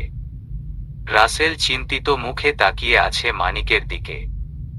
মাসুম রাসেলের চিন্তিত মুখ দেখে বলে, কিরে রাসেল ভাইপার, কি ভাবছিস? ভাবছি ভাই এর সাথে কি করবে। কি আর করবে, কিচ্ছুই করবে না। না রে মাসুম ভাই, এর উপরে ভীষণ ক্ষেপে আছে, দেখলি না গতকাল রাতে কি করলো ওর সাথে? এসব মনে পড়লেই আমার গায়ে কাঁটা দিয়ে উঠে। মাসুম রাসেলের হাত দেখতে দেখতে বলে, দেখি দেখি তোর গায়ে কয়টা কাঁটা দিয়েছে। রাসেল নিজের হাতটা সরিয়ে বলে, উফফ মাসুম, ওইটা তো কথার কথা। কথার কথা বলিস কেন শালা? এর মাঝে জাহিন এসে হাজির হয়। তার হাতে একটা সাদা রঙের চতুর্ভুজ আকৃতির একটা বক্স। মাসুম জাহিনের কাছে এসে প্রশ্ন করে, ভাই এর ভেতরে কি আছে? জাহিন ডান হাত বক্সটা বাঁ হাতে নিয়ে বলে, কিছু না, তোরা বের হো ঘর থেকে। রাসেল আর মাসুম এক পলক জাহিনের দিকে তো আরেক পলক মানিকের দিকে তাকিয়ে চুপচাপ বের হয়ে যায়। সকলে ঘর থেকে বের হতেই জাহিন ঘরের দরজা বন্ধ করে দেয়। কাইফ গাড়ি পার্ক করে এসে ঘরের ভেতরে যাওয়ার জন্য প্রস্তুতি নিতে নিলে সবাইকে ঘরের বাইরে দেখে বলে, কি হলো? মাসুম হাই তুলতে তুলতে বলে, কি আর হবে ভাইটা আমাদের আউট করে দিয়েছে। কাইফ চোখ ছোট ছোট করে বলে, স্বীকার করেছে কে কাজটা করতে বলেছে ওকে? স্বীকারোক্তি শোনার আগেই তো বের করে দিয়েছে ঘর থেকে। রাসেল বলল, আচ্ছা কাইফ, ভাইয়ের হাতে যে একটা বক্স, এটা কিসের বক্স? জানি না। ও আচ্ছা। জাহিন দুইটা প্লাস্টিকের চেয়ারে এনে মানিকের সামনে রাখে। একটা চেয়ারের উপরে হাতে রাখা বক্সটা রেখে অন্য চেয়ারটাতে নিজে বসে। মানিক ভয়ে ভয়ে জাহিনের দিকে তাকিয়ে আছে। কি করবে তার সাথে এখন জাহিন আর এই বক্সটাতে বাকি আছে? জাহিন শব্দ করে শ্বাস ফেলে বক্সটার উপরে হাত রেখে বলে, এই বক্সটাতে কি থাকতে পারে অনুমান করত? কথাটা বলে জাহিন হৃদয়ের কুচকে মানিকের দিকে তাকিয়ে বলে, ওহো, তুই কি করে বলবি? তুই তো আর জানিস না এর ভেতরে কি আছে। আর কথাও তো বলতে পারবি কারণ মুখে টেপ লাগানো। ঠিক আছে, আমি তোকে দেখিয়ে দিচ্ছে বক্সটার ভেতরে কি আছে। জাহিন বক্সটা খুলতেই মানিকের চোখ দুটো বড় বড় হয়ে যায়। বক্সটার ভেতরে নানা রকমের ধারালো অস্ত্র আর তার পাশে চিকিৎসা করার সরঞ্জাম। মানিকের চোখে ফুটে উঠে আতঙ্কের চাপ। ভীতু চোখে মানিক জাহিনের দিকে তাকালো। জাহিন এই অস্ত্রগুলা দিয়ে কি করবে তার সাথে? জাহিনের মুখে বাঁকা হাসি।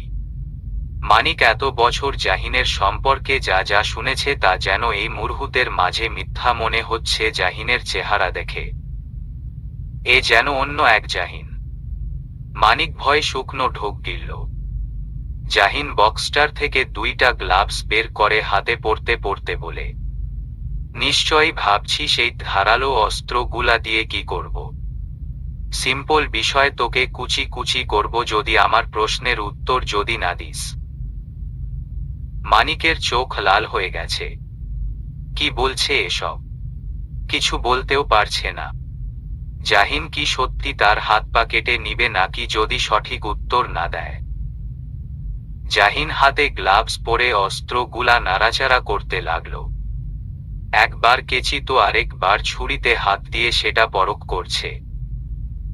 জাহিন একটা ধারালো কেচি হাতে তুলে নিয়ে মানিকের দিকে তাকালো। মানিক গুঙ্গাছে, বাঁচার জন্য আকুতি করছে, কিন্তু জাহিন এসবের পাত্তা না দিয়ে মানিকের কনিষ্ঠ আঙুলটা আকস্মিক ধরে কেচ করে কেচি দিয়ে কেটে নেয়। মানিক চাইলেও চিৎকার করতে পারছে না। ব্যথায়, যন্ত্রণায় গলা কাটা মুরগির মতো ছটফট করছে। চোখ দিয়ে অনবরত গড়িয়ে পড়ছে পানি। জাহিন মাবিজের কাটা আঙুলটা সেভলন দিয়ে ধুয়ে ব্যান্ডেজ করে দিতে দিতে বলে, নিশ্চয়ই ভাবছিস কেন তোর আঙুলটা কেটেছি। আচ্ছা, মানুষের শরীরের মাঝে সবচেয়ে কোনো অঙ্গটা প্রিয় জানিস? আমার মতে দুটো হাত মানুষের খুব প্রিয় অঙ্গ। এই হাতটা দুটো না থাকলে মানুষ কাজ করতে পারত না, খেতে পর্যন্ত পারত না। অবশ্যই মানুষের প্রত্যেকটা অঙ্গই খুব ইম্পর্টেন্ট, কিন্তু হাত পা ছাড়া বড্ড অচল। ঠিক তেমনি তোরা আমার প্রিয় জিনিসটার উপরে হাত দিয়েছিস, তার জন্য তোর একটা আঙ্গুল কেটে নিলাম আমি। এইটা একটা আঙ্গুল কেটেছি, এটা তো কিছুই না।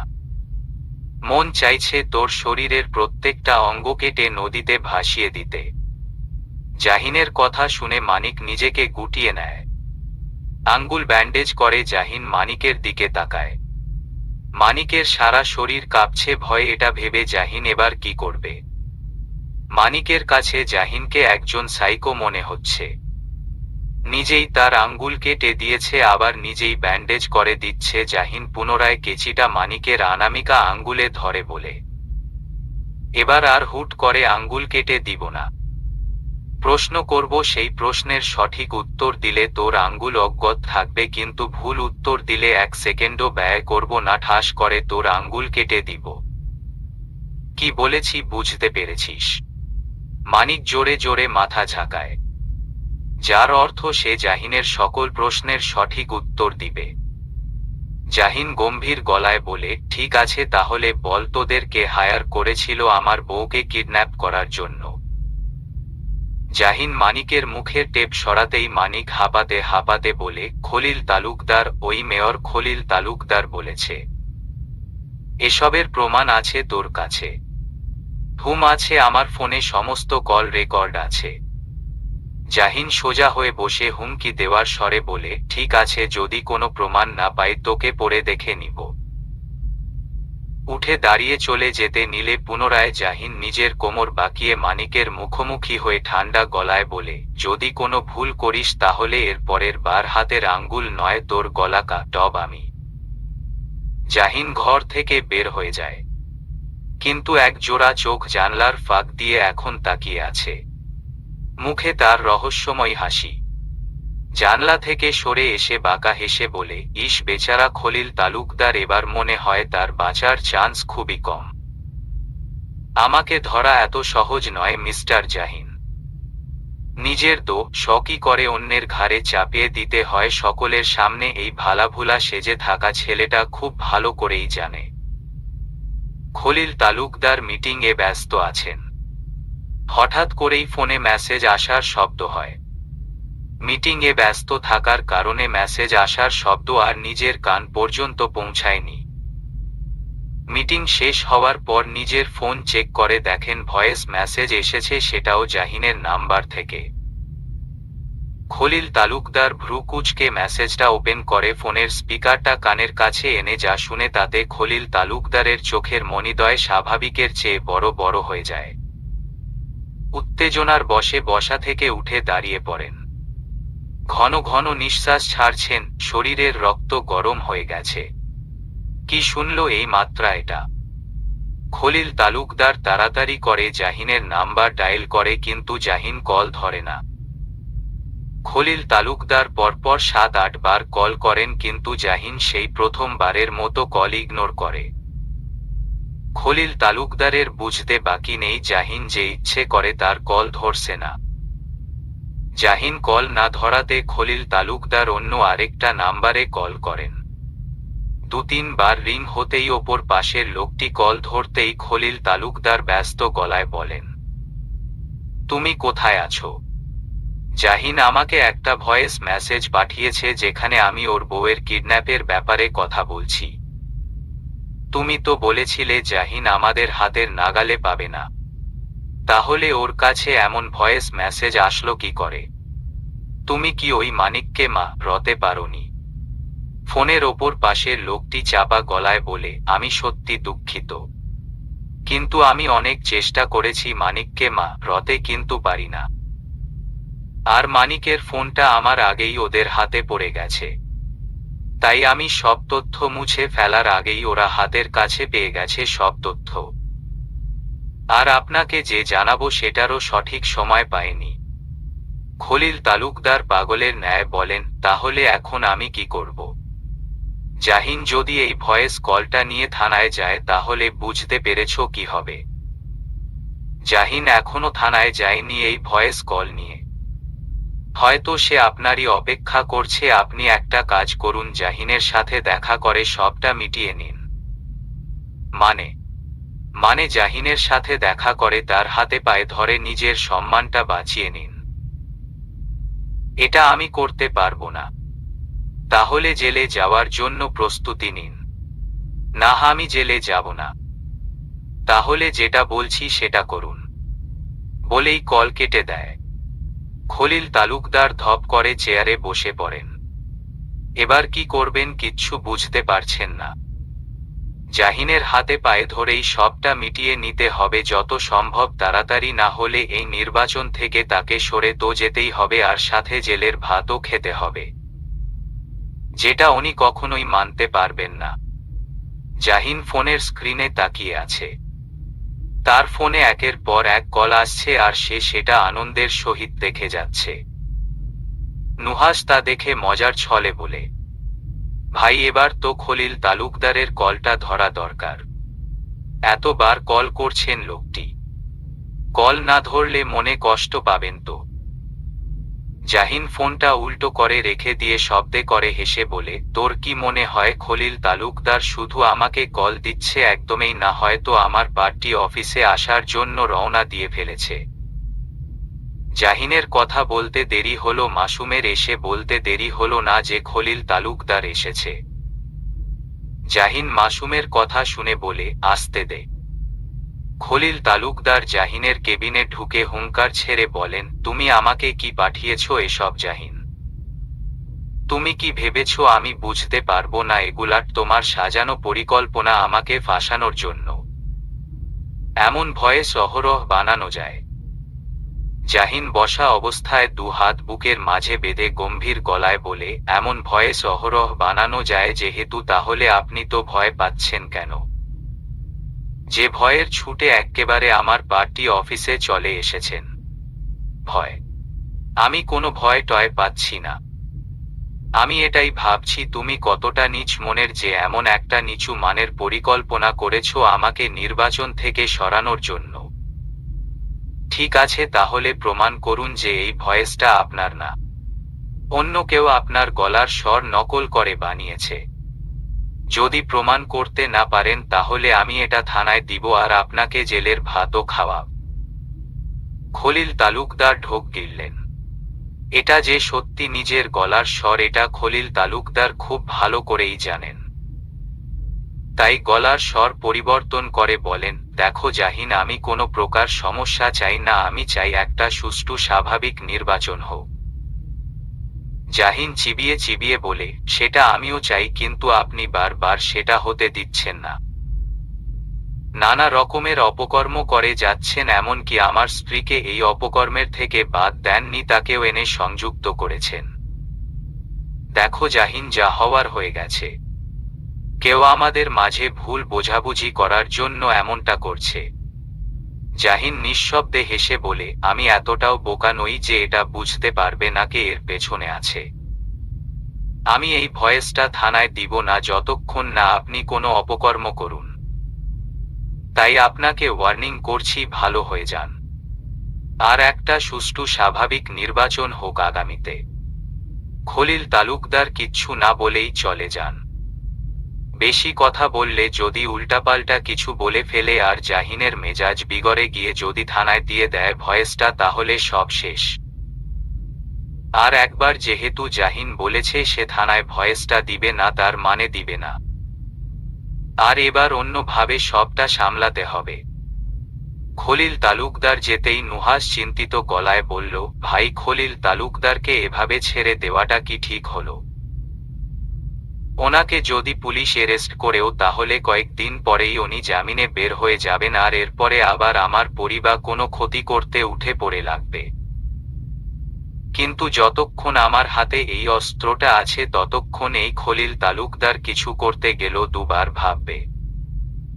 তাই ওনাকে পুলিশে না দেওয়াটাই আমি ঠিক মনে করলাম। ধরিত্রী জুড়ে অন্ধকার নেমে এসেছে। গোধূলি বেলা পেরিয়ে সন্ধ্যা হয়ে গেছে। কিন্তু সন্ধ্যা হওয়ার পর থেকে আকাশ জুড়ে মেঘের দেখা মিলেছে। থেমে থেমে বিদ্যুৎ চমকাচ্ছে। শীতকাল এমন বৃষ্টির আসার আভাস দেখে সবাই খানিকটা অবাক হয়েছে। জাহিন সমস্ত কাজ শেষ করে বাড়ি ফিরতে ফিরতে বেজে যায় রাত 11টা। বাড়িতে কল করে আগেই থেকে বলে দিয়েছে তার জন্য যেন কেউ না খেয়ে অপেক্ষা করে, সে খেয়ে ফিরবে। বিশেষ করে জাহিনের এই বার্তা অয়ন্তীর জন্য ছিল। অয়ন্তী যেন তার জন্য অপেক্ষা না করে। সদর দরজা কাজের লোক খুলে দেয়। জাহিন রুমে এসে দেখে অয়ন্তী পড়ছে। জাহিনের আসার শব্দ শুনে অয়ন্তী এক পলক জাহিনের দিকে তাকিয়ে পুনরায় পড়ায় মনোযোগ দেয়। জাহিনও কিছু না বলে ওয়াশরুমে চলে যায় ফ্রেশ হতে। বাইরে থেকে বৃষ্টি পড়ার টুপটাপ শব্দ ভেসে আসছে। সন্ধ্যা থেকে বিদ্যুৎ চমকাতে চমকাতে রাত 11টার দিকে বৃষ্টি নামল। অয়ন্তী সন্ধ্যা থেকে এই বৃষ্টির অপেক্ষায় ছিল, অবশেষে অয়ন্তীর অপেক্ষার অবসান হল। অয়ন্তী পড়ার টেবিলে ছেড়ে উঠে বেকনিতে আসল। বৃষ্টি তার ভীষণ প্রিয়। বৃষ্টি পড়ার এই টুপটাপ শব্দটা যেন নিজেকে বড্ড আকৃষ্ট করে। খুব ইচ্ছে করছে বৃষ্টিতে ভিজতে, কিন্তু এমনিতে ঠান্ডা, তার উপরে যদি বৃষ্টিতে ভিজে নিশ্চিত শরীর খারাপ হবে। কিন্তু নিজের অবাধ্য মনকে অয়ন্তী নিয়ন্ত্রণ করতে পারল না। হাত বাড়িয়ে বৃষ্টির পানি ছুঁয়ে দিল। বৃষ্টির ঠান্ডা পানির ছোঁয়া পেতেই শরীর শিরশির করে উঠল তার। মুদ্রি বাতাসের বেগে বৃষ্টির ছিটা এসে অয়ন্তীর সারা গায়ে বাড়ি খাচ্ছে। ঠান্ডা লাগছে, কিন্তু তারপরও মেয়েটা ঠাই দাঁড়িয়ে রইল। চোখ বন্ধ করে বৃষ্টির শব্দ শুনছে আর ভেজা মাটির ঘ্রাণ প্রাণ খুলে নিচ্ছে। জাহিন ওয়াশরুম থেকে বের হয়ে দেখে অয়ন্তী রুমে নেই। গেল কোথায় মেয়েটা এই রাতে? জাহিনের নজর পড়ল জানলার দিকে। খোলা জানলা দিয়ে বৃষ্টি এসে ভিজে একাকার হয়ে যাচ্ছে রুম। জাহিন টাওয়ালটা রেখে থাই গ্লাস টেনে দেয়। বেলকনির দরজাটা লাগানোর জন্য বেলকনির দরজার কাছে আসতেই থমকে যায় জাহিন। চোখ জোড়া আটকে যায় সামনে দাঁড়িয়ে থাকা রমণীর দিকে। হতভম্ব হয়ে তাকিয়ে রইল অয়ন্তীর দিকে সে।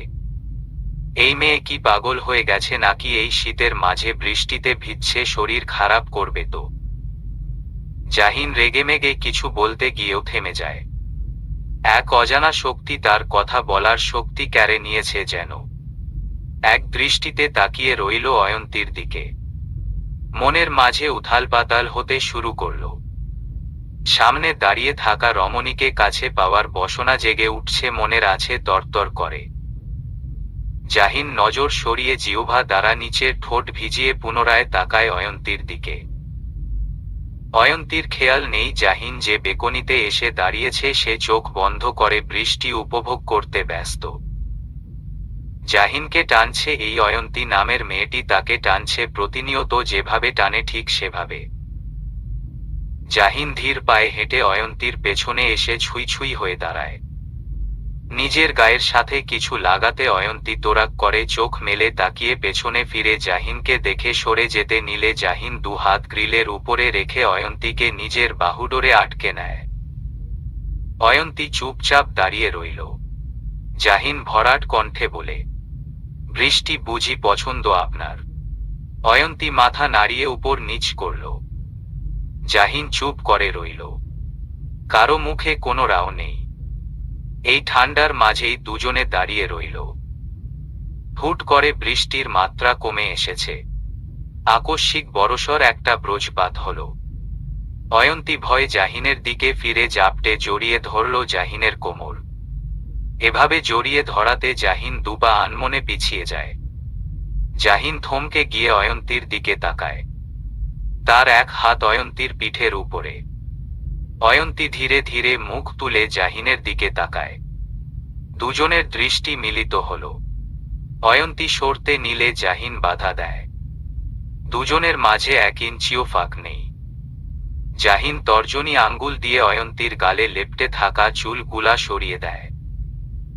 অয়ন্তী আবেশে চোখ বন্ধ করে নেয়।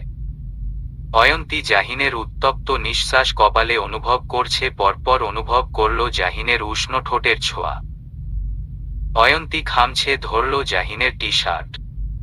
অয়ন্তীর বৃষ্টিতে ভিজে থাকা রসালো ঠোঁটের দিকে জাহিনের নজর পড়ল। জাহিন মোহগ্রস্ত হয়ে শব্দ করে অয়ন্তীর ঠোঁটের নিচে মুখে অয়ন্তীর কপালে কপাল ঠেকিয়ে থেমে থেমে বলে, অয়ন্তী আমি না সত্যি আজ নিজেকে নিয়ন্ত্রণ করতে পারবো না।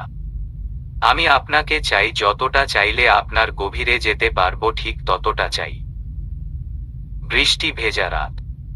বৃষ্টির গোলাকার ফোঁটা টুপটাপ শব্দ করে নীল রঙের থাই গ্লাসের উপরে এসে পড়ছে। নিস্তব্ধ রাতে বৃষ্টির শব্দে চারদিক মুখরিত হয়ে আছে। থাই গ্লাসের উপরে বৃষ্টির ফোঁটা পড়ে তার পানি ছুঁয়ে ছুঁয়ে পড়ছে নিচে, তার দিকেই স্থির চোখে তাকিয়ে আছে যারা। বাহিরে ঝড় না বইলেও যারার মনের ভেতর ঝড় বইছে। যে ঝড় কেউ দেখছে না, শুধু সেই ঝড়ের অসহনীয় ব্যথা অনুভব করছে যারা। বারবার দীর্ঘ শ্বাস ফেলছে, এটা ভেবে নুহাসের মনে অন্য কেউ আছে, অন্য কোনো নারী আছে। কে সেই নারী, কে সেই ভাগ্যবতী যে নুহাসের হৃদয়ে তার নাম লিখে নিতে সক্ষম হয়েছে? যারা নিচের অধর কামড়ে চোখ বন্ধ করে নেয়। গাল বেয়ে গড়িয়ে পড়ে নোনা জল। বুকটা ফেটে যাচ্ছে, তার এত কষ্ট কেন একতরফা ভালোবাসায়? যারা হাঁটু ভেঙ্গে নিচে বসে ডান হাত দিয়ে বুকের বা পাশটা শক্ত করে চেপে ধরে। কেন নুহাসের প্রতি সে আসক্তি হয়েছে অবুঝের মতো? আজ যদি নুহাসের প্রতি আসক্তি না হতো তাহলে হয়তো এতটা যন্ত্রণা সইতে হতো না তাকে। কিন্তু নুহাসের দু চোখে সে স্পষ্ট দেখেছে তার জন্য গভীর ভালোবাসা। তাহলে কি সেই ভালোবাসা নিছকেই মিথ্যে ছিল? সে ভুল দেখেছে। 4 দিন আগের ঘটনা। যারার একটা ফেক ফেসবুক অ্যাকাউন্ট আছে। এটা প্রায় 1 বছর আগে সে খুলেছিল বান্ধবীদের দেখাদেখি। বান্ধবীরা সকলে মিলে তাদের বয়ফ্রেন্ডকে ফেক অ্যাকাউন্ট দিয়ে চেক করে দেখবে তাদের মনে অন্য কেউ আছে কিনা। সেই সুবাদে যারাও খুলে অ্যাকাউন্ট, কিন্তু কাউকে চেক করার জন্য নয়। ওই যে কথায় আছে না, দেখা দেখি রঙে ঘরদোর ভাঙ্গে, তেমনটা যারার হয়েছিল। কিন্তু এই ফেক অ্যাকাউন্ট যে এভাবে কাজে লাগবে সেটা সে ভাবেনি। পড়ালেখা করার সময় হঠাৎ করেই মনে হলো যারার নুহাসকে এই ফেক অ্যাকাউন্ট দিয়ে একটু বাজিয়ে দেখা যাক। নুহাস বাড়িতেই আছে, তাই এতটাও ব্যস্ত নেই আপাতত। যারা নুহাসকে মেসেজ রিকোয়েস্ট দিল, সাথে ফ্রেন্ড রিকোয়েস্টও। যারা ভেবেছিল নুহাস হয়তো রেসপন্স করবে না। আধ ঘন্টাও পেরিয়ে গেছে, নুহাস রেসপন্স করেনি, তার মানে নুহাস আর রেসপন্স করবেই না। যারা ফোনটা রেখে দুটা অঙ্ক শেষ করতে টুং করে উঠে ফোন। যারা ফোনটা নিয়ে যা দেখে তাতে যারা হতবাক হয়ে যায়। যারার ভাবনাকে নুহাস মিথ্যা প্রমাণ করে দিয়ে মেসেজ করছে তাকে, আর ফ্রেন্ড রিকোয়েস্ট অ্যাকসেপ্টও করেছে, কত বড় সাহস। যারা চোখ ছোট ছোট করে বলে ছেলের ভাব দেখো, টাস করে মেসেজ দিয়ে ফেললো, আবার ফ্রেন্ড রিকোয়েস্ট অ্যাকসেপ্ট করছে। মেয়েদের আইডি দেখলেই প্রেম উতলে পড়ে না, দ্বারা হচ্ছে তোর। যারা নুহাসকে নানা ধরনের মেসেজ করলো, নুহাসও সেই সকল মেসেজের অ্যান্সার দিল অবলীলায়। যারা কাদো কাদো ফেস করে বলে ইয়া আল্লাহ, এই ছেলে আমার সাথেই রসিয়ে রসিয়ে কথা বলছে, না জানি অন্যান্য মেয়েদের সাথে কিভাবে কথা বলে। পরক্ষণে নিজের মুখ স্বাভাবিক করে মোক্ষম প্রশ্নটা করল যারা নুহাসকে, বলছিলাম আপনার কি প্রেমিকা আছে? না মানে বলতে ইচ্ছে হলে বলবেন, না হলে বলার কোনো দরকার নেই। আসলে আমাদের বন্ধু মহলে তা নিয়ে কথা হয়, এই আর কি। কেটে যায় 10 মিনিট, নুহাসের রিপ্লাইট আসে না। যারা বারবার ফোন চেক করছে আর রিফ্রেশ করছে মেসেঞ্জার। যারার অপেক্ষার অবসান ঘটল, নুহাস মেসেজ দিয়েছে। নুহাসের মেসেজটা দেখার সাথে সাথে যারার হাত থেকে ফোনটা নিচে পড়ে যায়। ঠোঁটের কোণে হাসিটুকু বিলীন হয়ে যায় নিমিষেই। যারা ভেবেছিল নুহাস হয়তো বলবে না তার কোনো প্রেমিকা নেই, কিন্তু নুহাস বলেছে তার প্রেয়সী আছে, আর তাকে সে নিজের জীবনের থেকেও বেশি ভালোবাসে। যারার চোখে মুখে বিস্ময় আর অবিশ্বাসের ছাপ ফুটে উঠেছে। ঠাই বসে রইল চেয়ারে। নুহাসের করা মেসেজটা যেন বিশ্বাস করতে চাইছে না। নুহাস কি সত্য বলেছে নাকি তার সাথে মজা করেছে? কিন্তু একটা অপরিচিত মেয়ের সাথে কেন মজা করবে? তার মানে এই কারণটার জন্য নুহাস তাকে এত অবহেলা করে। বর্তমান যারা উঠে দাঁড়িয়ে ফোনটা হাতে নিয়ে দেখে 11:30 বাজে। তার প্রমাণ চাই, নুহাস যে সত্য বলছে সেটার প্রমাণ চাই তার। আর সেটার প্রমাণ একমাত্র পাওয়ার উপায় হলো নুহাসের ফোন। নুহাসের ফোনে নিশ্চয়ই কোনো না কোনো প্রমাণ থাকবে। তার জন্য নুহাসের ফোনটা আগে হাতে পেতে হবে। আর সেটা আজ রাতের মাঝেই সে হাতে পাবে। যতক্ষণ না এটা সত্য না মিথ্যা জানতে পারছে, ততক্ষণ সে মানসিক শান্তি পাচ্ছে না। মানসিক শান্তি পাওয়ার জন্য তাকে একটা রিস্ক নিতেই হবে। জাহিনের আকুতি ভরা কণ্ঠ শুনে অয়ন্তী থমকে গেছে। এতটা আকুতি ভরা কণ্ঠ নিয়ে কোনো পুরুষ তার স্ত্রীকে কাছে পাওয়ার আকাঙ্ক্ষা প্রকাশ করতে পারে তা জানা ছিল না। দুজনের মুখে উত্তপ্ত নিঃশ্বাস আছড়ে পড়ছে। জাহিন অপেক্ষায় অয়ন্তীর অনুমতি পাওয়ার। অয়ন্তীর দম বন্ধ হয়ে আসছে, হাঁসফাঁস লাগছে, সারা সর্বাঙ্গে ঢেউ খেলে যাচ্ছে। অয়ন্তী চোখ তুলে জাহিনের পানে তাকালো।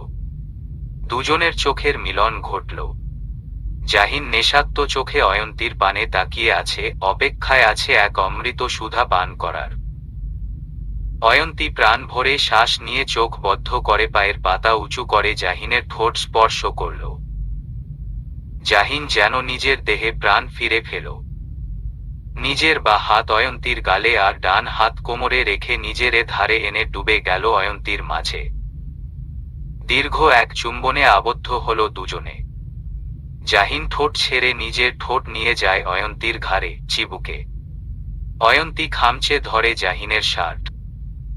জাহিন অয়ন্তীর আরো গভীরে যেতে নিবে, সাথে সাথে অয়ন্তী জাহিনের বুকে দু হাত রেখে ঠেলে দূরে সরিয়ে দেয়। লজ্জায় আর এক মুহূর্ত বেকনিতে না থেকে যত দ্রুত পায় সম্ভব রুমের ভেতরে চলে আসে। জাহিন মুচকি হেসে তর্জনী দ্বারা ঠোঁট মুছে বেলকনির দরজা লাগিয়ে রুমে আসে। অয়ন্তী ড্রেসিং টেবিলের সামনে এসে দাঁড়িয়ে বুকে হাত রেখে জোরে জোরে নিঃশ্বাস ছাড়ছে। জাহিন ধীর পায়ে হেঁটে এসে অয়ন্তীর পেছনে ছুঁই ছুঁই হয়ে দাঁড়াল। অয়ন্তীর অর্ধ ভেজা চুল গুলা পিঠ থেকে সরিয়ে দেয়। মোচড়ে উঠল অয়ন্তীর তলপেট। জাহিনের উষ্ণ ছোঁয়া নিজের পিঠে পেতেই শিউরে উঠল অয়ন্তীর সমস্ত কায়া। খামচে ধরল পরিহিত শাড়ি। জাহিন অয়ন্তীর দু বাহু ধরে নিজের দিকে ফেরায়। অয়ন্তীর চোখ বন্ধ। জাহিন অয়ন্তীর বন্ধ দু চোখের পাতায় শব্দ করে চুমু বসিয়ে মোহগ্রস্ত গলায় বলে, অসম্পূর্ণ হয়ে থাকা কাজটা না হয় আজ এই বৃষ্টিমুখর রাতে সম্পূর্ণ করি। জাহিন এগোতে নিলে অয়ন্তী জাহিনের মুখ চেপে ধরল। জাহিন আহত গলায় বলল, কি হলো? এবার তো নিজের সজ্ঞানে আছি তাহলে। দরজা খোলা। দরজা লাগানো আছে। অয়ন্তী কিছু বুঝে উঠার আগেই জাহিন তাকে পাজাকোলা তুলে নেয়। অয়ন্তী এক দৃষ্টিতে তাকিয়ে রইল জাহিনের পানে। জাহিন অয়ন্তীর দিকে তাকাতেই অয়ন্তী দৃষ্টি নত করে নেয়। জাহিন অয়ন্তীকে বেডে বসিয়ে রেখে সুইচবোর্ডের কাছে এসে লাইট নিভিয়ে দেয়। অয়ন্তী ঢোক গিলল। সম্পূর্ণ রুম অন্ধকারে ডুবে গেছে। জাহিনের কোনো সারা শব্দ নেই। গেল কোথায় মানুষটা? আকস্মিক নিজের গালে ঠান্ডা হাতের ছোঁয়া পেতেই অয়ন্তী কেঁপে উঠে। বুঝতে পারে জাহিন তার পাশেই। অয়ন্তী অনুভব করছে তার কানের কাছে জাহিনের গরম নিঃশ্বাস। কিছুক্ষণ পরেই জাহিনের কোমল কণ্ঠের গাঢ় স্বর ভেসে আসে, আই লাভ ইউ অয়ন্তী।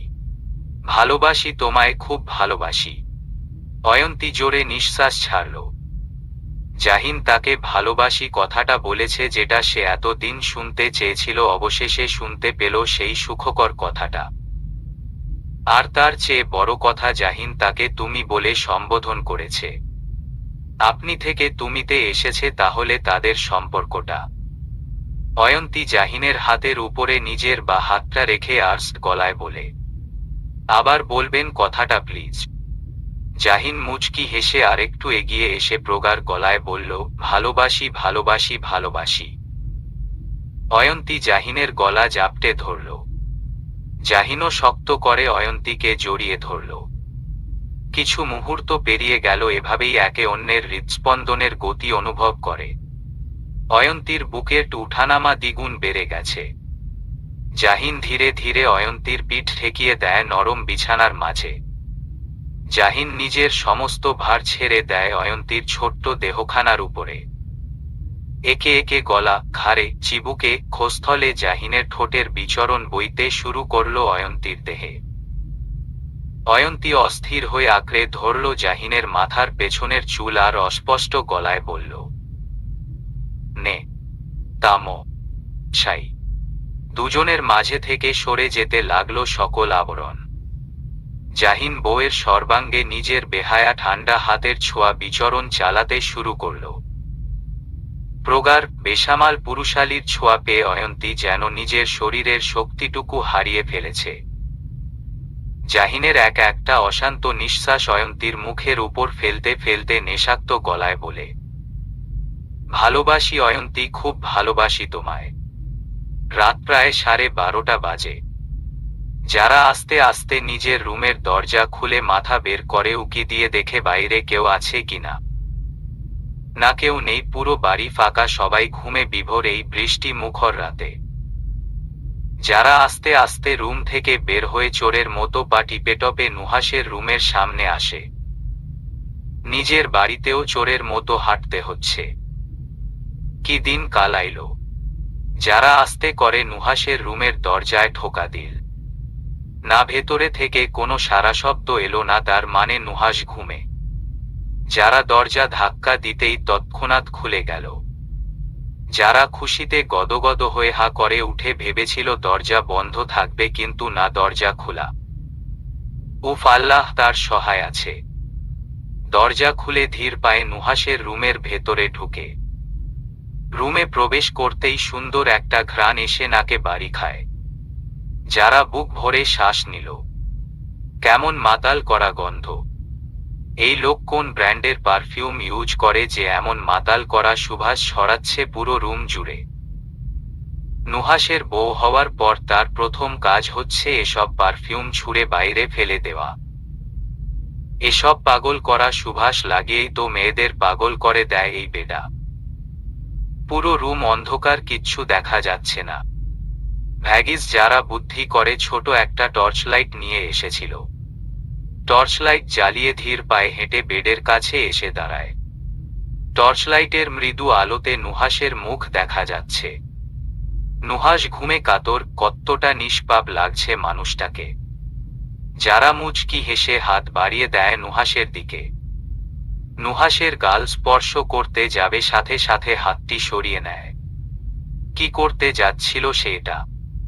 যদি নুহাস উঠে পড়ে তখন তো তার কার্যসিদ্ধি পূরণ হবে না। যারা জোরে নিঃশ্বাস ছেড়ে নিজেকে তটস্থ করে এদিক ওদিক তাকিয়ে দেখে নুহাসের ফোনটা বেড সাইডের টেবিলের উপরে আছে। যারা যেন আকাশের চাঁদ পেয়ে গেছে। ধীরে ধীরে টর্চ লাইটটা টেবিলের উপরে রেখে ফোন হাতে নিয়ে ফোনের পাওয়ার অন করতেই ভেসে উঠে নুহাসের ছবি। যারা মুগ্ধ নয়নে ছবিটির দিকে তাকিয়ে রইল।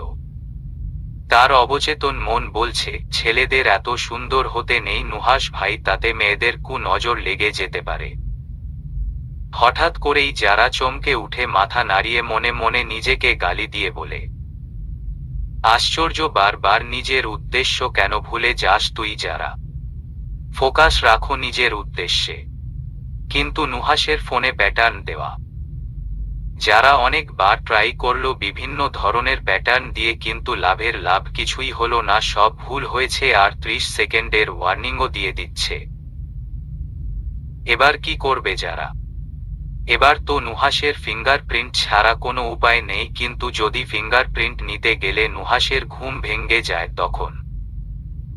কিন্তু কিছু করার নেই, শেষ ভরসা নুহাসের ফিঙ্গারপ্রিন্ট। যারা দীর্ঘ নিঃশ্বাস ছেড়ে নিজের কোমর বাঁকিয়ে নুহাসের দিকে ঝুঁকে কাঁপা কাঁপা হাতে নুহাসের ডান হাতটা ধরল। নুহাসের ভারী নিঃশ্বাসের শব্দ শোনা যাচ্ছে। যারার শ্বাস প্রশ্বাসের গতি অস্বাভাবিকভাবে চলছে। যারা নুহাসের তর্জনী ধরে ফিঙ্গারপ্রিন্ট নিতে নিবে, সাথে সাথে নুহাস যারার বাহু ধরে ঝড়ের গতিতে হেঁচকা টান দিয়ে নিজের বুকে এনে ফেলে। ফোনটা ছিটকে পড়ে যায় বেডের এক কোণে। এতটা দ্রুত ঘটেছে ঘটনা যে যারার বোধগম্য হচ্ছে না। নিজের ঘাড়ে গরম ভারী নিঃশ্বাস এসে পড়াতে যারার ধ্যান ভাঙল। টার্চলাইটের আলোতে নুহাসের মুখ দেখা যাচ্ছে। নুহাসের এতটা কাছে এই প্রথমবারের মতো সে এসেছে। শরীর লোহার মতো শক্ত হয়ে গেছে যারার। শুকনো ঢোক গিলে কাঁপা কাঁপা হাতে নুহাসের শক্ত হাতের বাঁধন থেকে মুক্ত হতে নিলে নুহাস আরো আঁকড়ে ধরে যারাকে। পিটপিট চোখে নুহাস যারার দিকে তাকালো। কি করবে এবার যারা? নুহাস যদি প্রশ্ন করে সে এত রাতে এখানে কি করছে, তাহলে কি উত্তর দিবে? অস্থিরতা কাজ করছে মনের মাঝে। যারার ভাবনার মাঝে নুহাস ভাঙ্গা গলায় বলল, বাস্তবে আমাকে জ্বালিয়ে নিজের মন ভরে না বলে এখন আমার স্বপ্নে চলে এসেছো আমাকে জ্বালাতে। এটা কিন্তু ঠিক না জান। যারা নুহাসের কথা শুনে হতভম্ব হয়ে যায়। চোখ বড় বড় করে নুহাসের দিকে তাকায়। নুহাস পুনরায় চোখ বন্ধ করে নেয়। যারা বুঝতে পারে নুহাস স্বপ্ন দেখছে, আর এই স্বপ্নটা যে একটা মেয়েকে নিয়ে দেখছে সে 100% সিউর। আর কত বড় সাহস তাকে জান বলে ডাকছে? কোন শাকচুন্নিকে এই বেডায় জান বলে ডাকছে? কিন্তু নুহাস এক অভিনব কাজ করে, বসে ভাবুক যারার সাথে। ঘুমের ঘোরে যারার ঘাড়ে নিজের উষ্ণ ঠোঁটের ছোঁয়া দিয়ে ফেলে। যারার সমস্ত কায়া কেঁপে উঠে। নুহাসের হাত শক্ত করে খামচে ধরে যারা। কি করতে এসেছিল এই ঘরে, আর কি হচ্ছে তার সাথে? না সইতে পারছে না অত্যাচার। নিজেকে নুহাসের বাহুডোর থেকে মুক্ত করে যত সম্ভব তাড়াতাড়ি এই ঘর থেকে বেরিয়ে যেতে হবে। কিন্তু চাইলেও নুহাসের শক্ত হাতের বাঁধন থেকে মুক্ত হতে পারছে না। তাই বাধ্য হয়ে এভাবেই পড়ে রইল নুহাসের বক্ষস্থলে, আর শুনতে লাগলো নুহাসের হৃৎপিণ্ডের চলার গতি। টর্চলাইটের চার্জও শেষ হয়ে এসেছে। যারার চোখে ঘুম নেই ঘুমাবে কি করে এমন এক পরিস্থিতিতে ঘুম এসে জীবনেও ধরা দিবে না। ধীরে ধীরে নুহাসের হাতের বাঁধন নরম হয়ে এলো। যারা নিজের দুঠোঁটে চেপে আস্তে আস্তে নুহাসের বক্ষস্থল থেকে সরে এলো। স্বস্তির নিঃশ্বাস ছাড়ল যারা। এখানে আর এক মুহূর্ত থাকা যাবে না, যত সম্ভব তাড়াতাড়ি যারা নুহাসের ঘর থেকে বেরিয়ে নিজের ঘরে চলে আসে।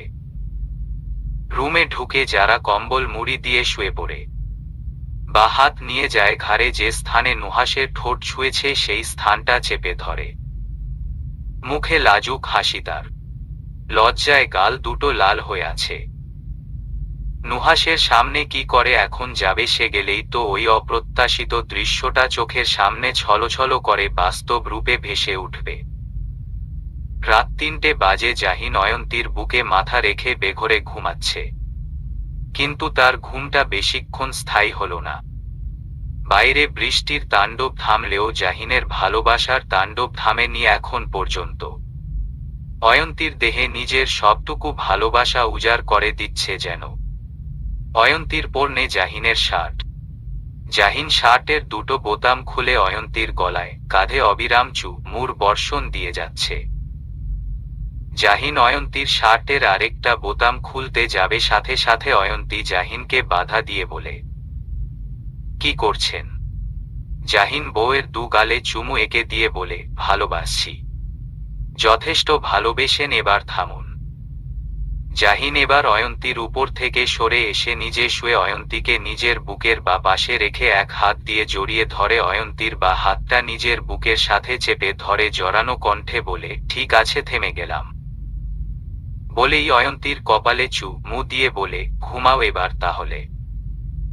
অয়ন্তী জাহিনের বুকে মাথা রেখে আবেশে চোখ বন্ধ করে নিল। প্রত্যেক মেয়েদের হয়তো স্বামীর বক্ষস্থলটা তাদের জন্য নিরাপদের স্থান। অয়ন্তীর চোখে নেমে এলো রাজ্যের ঘুমে। ঘুমের দেশে ঢলে পড়ল, কিন্তু জাহিনের চোখে ঘুম নেই। সে এক নজরে ঘুমন্ত অয়ন্তীর দিকে তাকিয়ে, চোখ জোড়া মুগ্ধতায় ভরে আছে তার। জাহিন আলতো হাতে অয়ন্তীর কানে চুল গুজে দিয়ে ভরাট গলায় বলে, ধন্যবাদ অয়ন্তী, আমার জীবনে অনাকাঙ্ক্ষিত ভাবে আসার জন্য। ধন্যবাদ তোমাকে আমায় এমন একটা মধুময় রাত্রি দেওয়ার জন্য। ধন্যবাদ তোমাকে নিজেকে আমার কাছে বিলিয়ে দেওয়ার জন্য। সবকিছুর জন্য ধন্যবাদ তোমায়। জাহিনের কথা শেষ হওয়ার পরপরেই অয়ন্তী ধীর গলায় বলে উঠে, ধন্যবাদ আপনাকে নেতামশাই আমাকে এতটা গভীরভাবে ভালোবাসার জন্য। ধন্যবাদ আপনাকে নেতামশাই আমাকে পরিপূর্ণ করার জন্য। সবকিছুর জন্য আপনাকে ধন্যবাদ নেতামশাই। জাহিন বড্ড অবাক হয় অয়ন্তীর কথা শুনে। সে তো ভেবেছিল অয়ন্তী ঘুমিয়ে পড়েছে। মেয়েটা তার মানে ঘুমায়নি। কত চালাক এই মেয়ে। অয়ন্তী চোখ মেলে জাহিনের দিকে তাকায়। জাহিন মাথা নিচু করে অয়ন্তীর অধর জোড়া নিজের দখলে নিয়ে নেয়। ধীর ধীরে আবারও বেড়ে গেল দুজনের নিঃশ্বাসের শব্দ। আবারও জাহিন মত্ত হল অয়ন্তীর মাঝে। অয়ন্তীও নিজের সবটুকু উজাড় করে নিজেকে স্বামীর কাছে বিলিয়ে দিল পুনরায়।